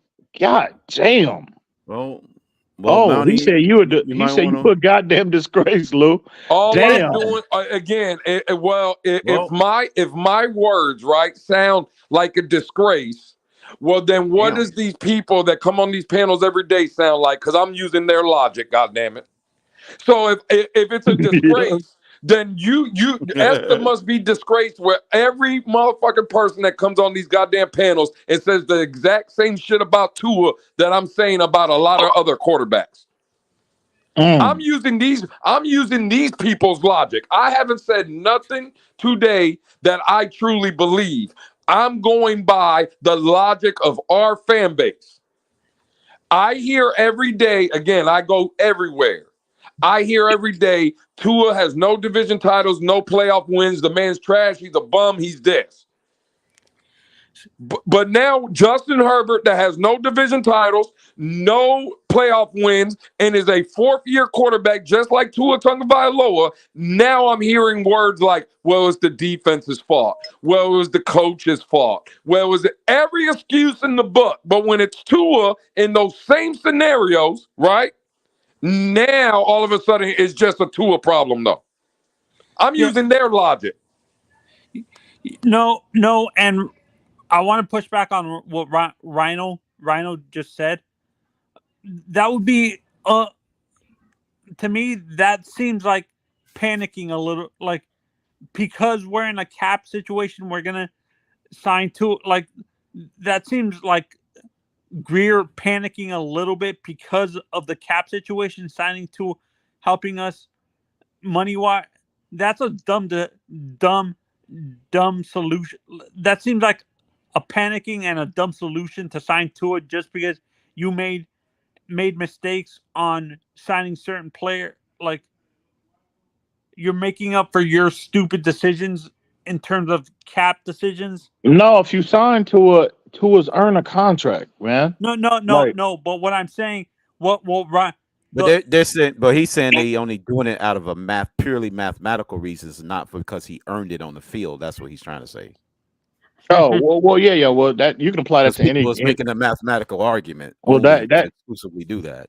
that can be applied to any situation, any player. But no. Tua at the end of the day, man, he's earned an extension. I'm not saying he hasn't earned it, but what I'm saying is, I feel that Greer signing him to the extension is making up for some of the contracts that he made a mistake on. No, how is that? How?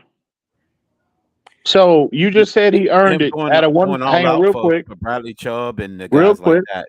Anthony, you just said, if I'm mistaken, please correct me if I'm wrong. But if I misheard you, then please feel free to correct me if I'm wrong. But out of one side of your mouth, you said that Tua has earned it, correct?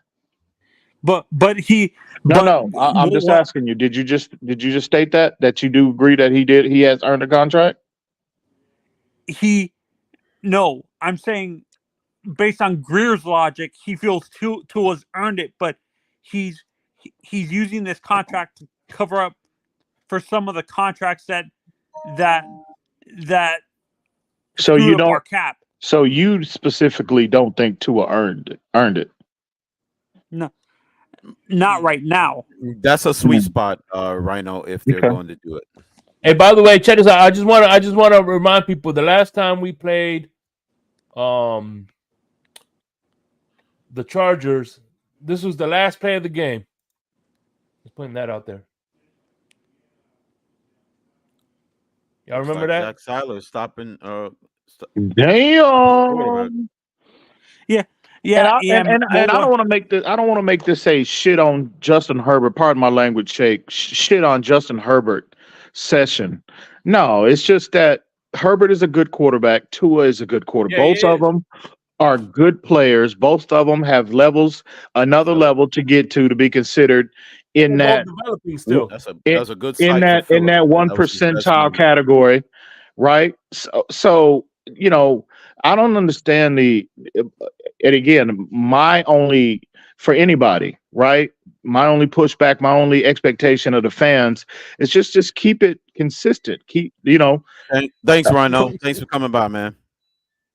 We appreciate it, man. Hey, salute, Rhino. Shout out to you, bro. Rhino. Appreciate you coming to member. Put up Kahari's comment real quick. Shake. Signing him only because of salary cap, and that Herbert has equally failed is not an argument for Tua. It can only prove that. I'm not saying it's a strong. It's not a strong argument for either guy. What I'm saying is, I think Greer is panicking and signing Tua to cover up for some of the contracts that he signed because. I'm not saying Tua hasn't deserved the contract. I feel that Greer is just signing him to this contract to cover up for some of his salary cap mistakes. EM. Remember, I don't see how. I don't see the logic. In other words, he's saying he's throwing good money out the bad. That's so you think his only motivation of signing Tua is to make up for the bad contracts that he's signed, given out in the past? I don't understand how. Where's the? I don't understand why. The perfect example is the Bradley Chubb contract. Bradley Chubb, since he's gone to the Dolphins, his production has been kind of suspect. No, not at all, bro. He was top 10 in his position this year. Yeah, right? No, and the injury, and he signed after that injury. I have a question. I want to bring up something real quick. You have two types of quarterbacks, right? The way I look at it is you have these quarterbacks that do really well. You have Carson Wentz. You have RG3. You had I can't think of it right now, but two quarterbacks that Carson Wentz. Look at the trajectory. Carson Wentz was MVP candidate, and then all of a sudden, nobody wants him anymore. Same thing with RG3. I can name a couple others. Then you have your Steve Youngs, your Drew Breeses that didn't do really well their first few years, but then eventually caught on and didn't look back. You know what I'm saying? So just because a quarterback started off hot doesn't mean. Look at Mac Jones, Rookie of the Year. He was on an upward trajectory. Now, I don't think there'll be a team I don't think there'll be a team that will trade for him. And then you guys think CJ comes back down to earth after his Rookie of the Year? No. Who knows? I mean, it's possible. Anything is possible. I'm not going to say yes. I'm not going to say no. But I think I am leaning towards no. But it's not 100%. Nothing's guaranteed in the NFL. No, and I think it's either EM or Lewis always says this. The NFL stands for not for long, and stuff like that. That's what the NFL is. It's a not for long league. It's what have you done for me lately? And I tell you what, the best thing like I said, in my opinion, the best thing the the best thing that the Baltimore Ravens did last year was get rid of Greg Roman, give Lamar Jackson a new offensive coordinator, a new set of eyes. Look at that. Under his first year under the new offense, another MVP and went to the AFC Championship. So that's what I fear is going to happen with Herbert and Roman. Roman wants to purposely take away his talent, because I feel Roman's a guy who's out of touch. He's in old school. What do you mean taking away his talent? Listen, I mean, Anthony, come on, bro. No. He's not taking away his talent. His talent is always going to remain. Anthony, come on. No. What I'm saying is, give me your talent, bitch. No, because I know he's stealing souls like Shang Tsung. Remember when a lot of Ravens fans saying, remember a lot of Ravens fans said Roman hindered the development of a guy like hindered LJ's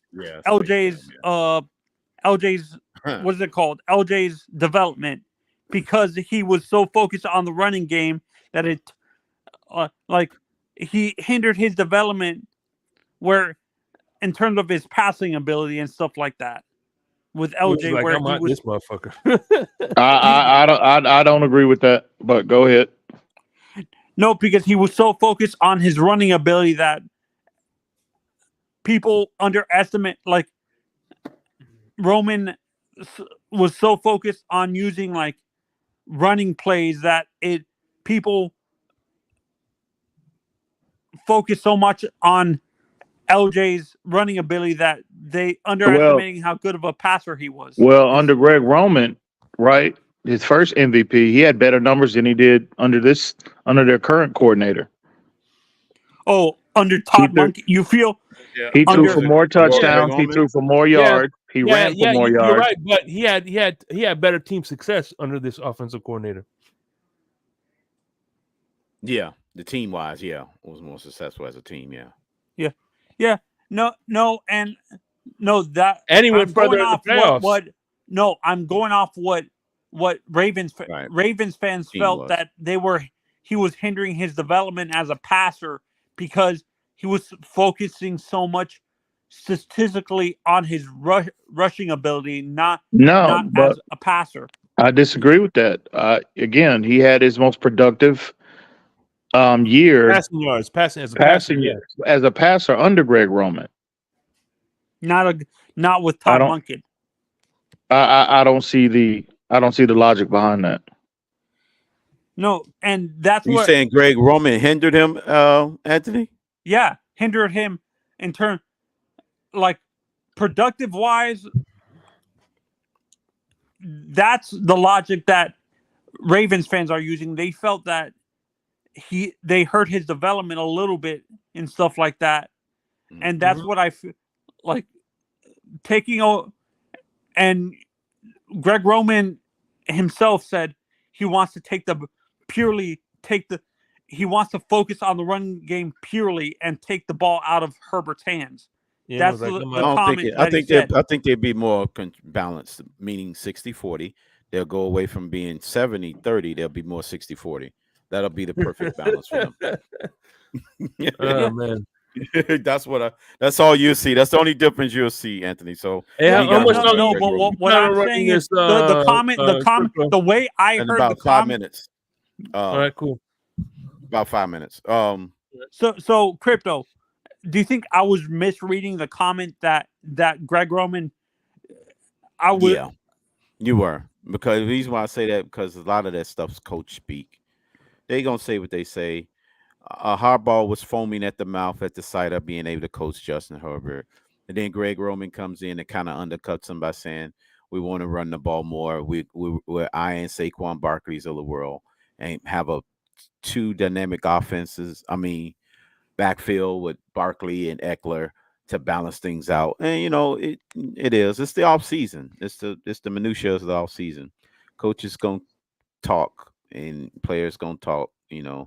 I think overall it's gonna make Herbert a better, more well-rounded, complete guy if he can rely on competent backfield. Not that he didn't have a competent backfield. The way Eckler he said the comment, he was undercutting Harbaugh. Like the way I read those comments, because you look at too much into it.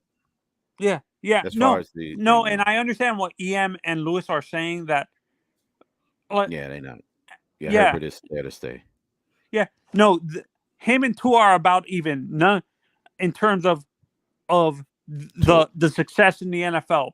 They haven't won a playoff game, but statistically, like Herbert came out like gangbusters his first 3 years from year one until this year with the coach he had. Yeah, we got you. Yeah. Yeah. I'm looking. They're not moving up. Harbaugh's doing it.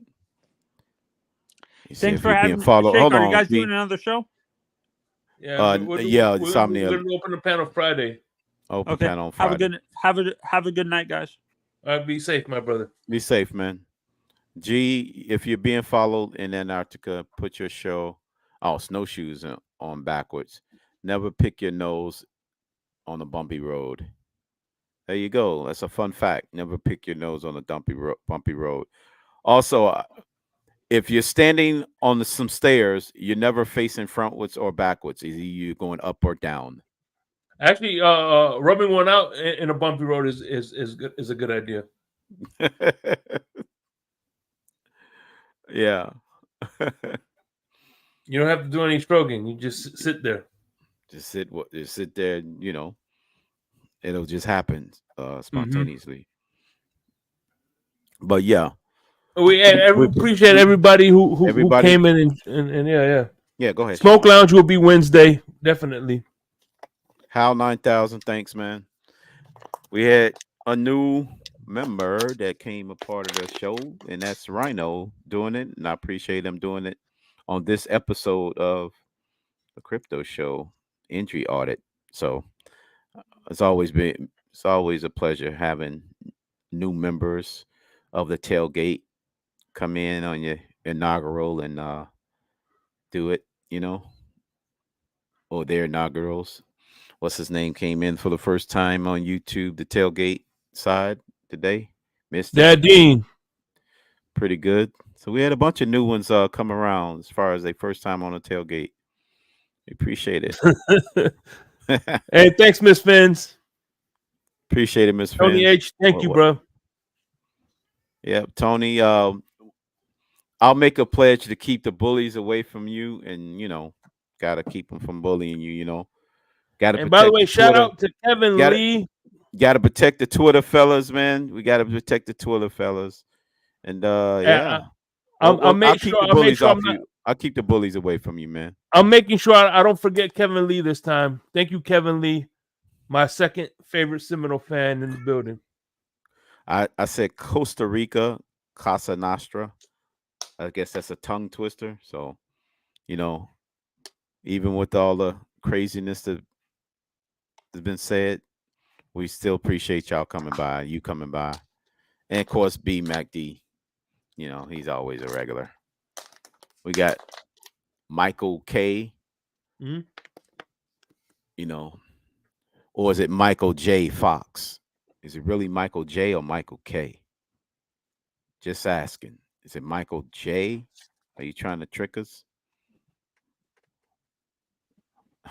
Yeah. He said it's toxic on YouTube. Damn. Mm-hmm.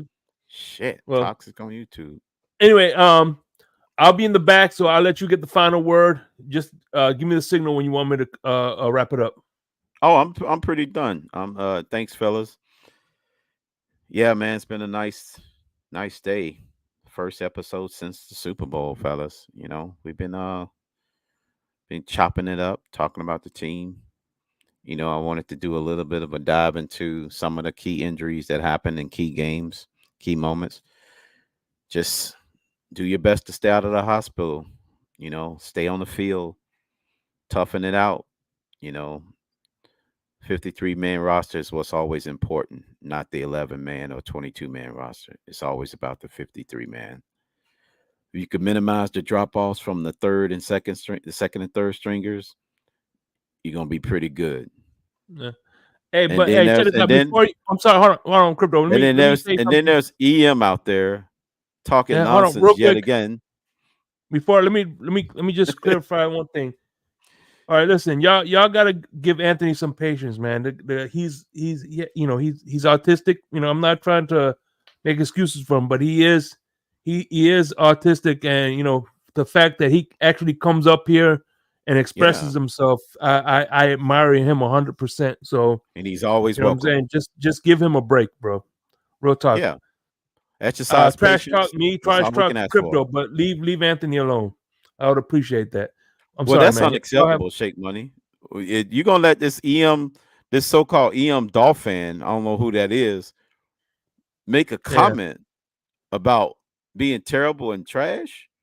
That's Yeah, that's blasphemy at nothing the wrong with it. I'm just saying. that's blasphemy at the highest level. Blasphemy is unacceptable. It's blasphemy at the highest level. That's what you go. What's my excuse? Ain't no excuse. Listen, it's not gonna be tolerated. EM. And listen, I'll call the bullies off you too as well, because I know you've been slapped around in the community lately. So I'll tell Esther and guys like that to It's all good, Esther. leave us. I know you don't mean. I know you don't mean. You don't mean anything by it. You know what I'm saying? But I'm just putting that out there because I want Anthony to continue to come up here and express himself. You know what I'm saying? Yeah, I'll tell him. I have nothing but love and respect for him. I'm gonna tell him to take it easy on you, EM. I'm gonna tell the Twitter community to take it easy on you. I'm gonna tell Pete to take it easy on you, and especially CB 41.5. I'm gonna, it is what it is. It's what I'm about to do. So, y'all, thanks for coming by. We appreciate it. Thanks, Esther, for stopping by. Thanks, everybody in the chat. And y'all, see y'all on the next episode next week. Peace out. Hands up, everybody.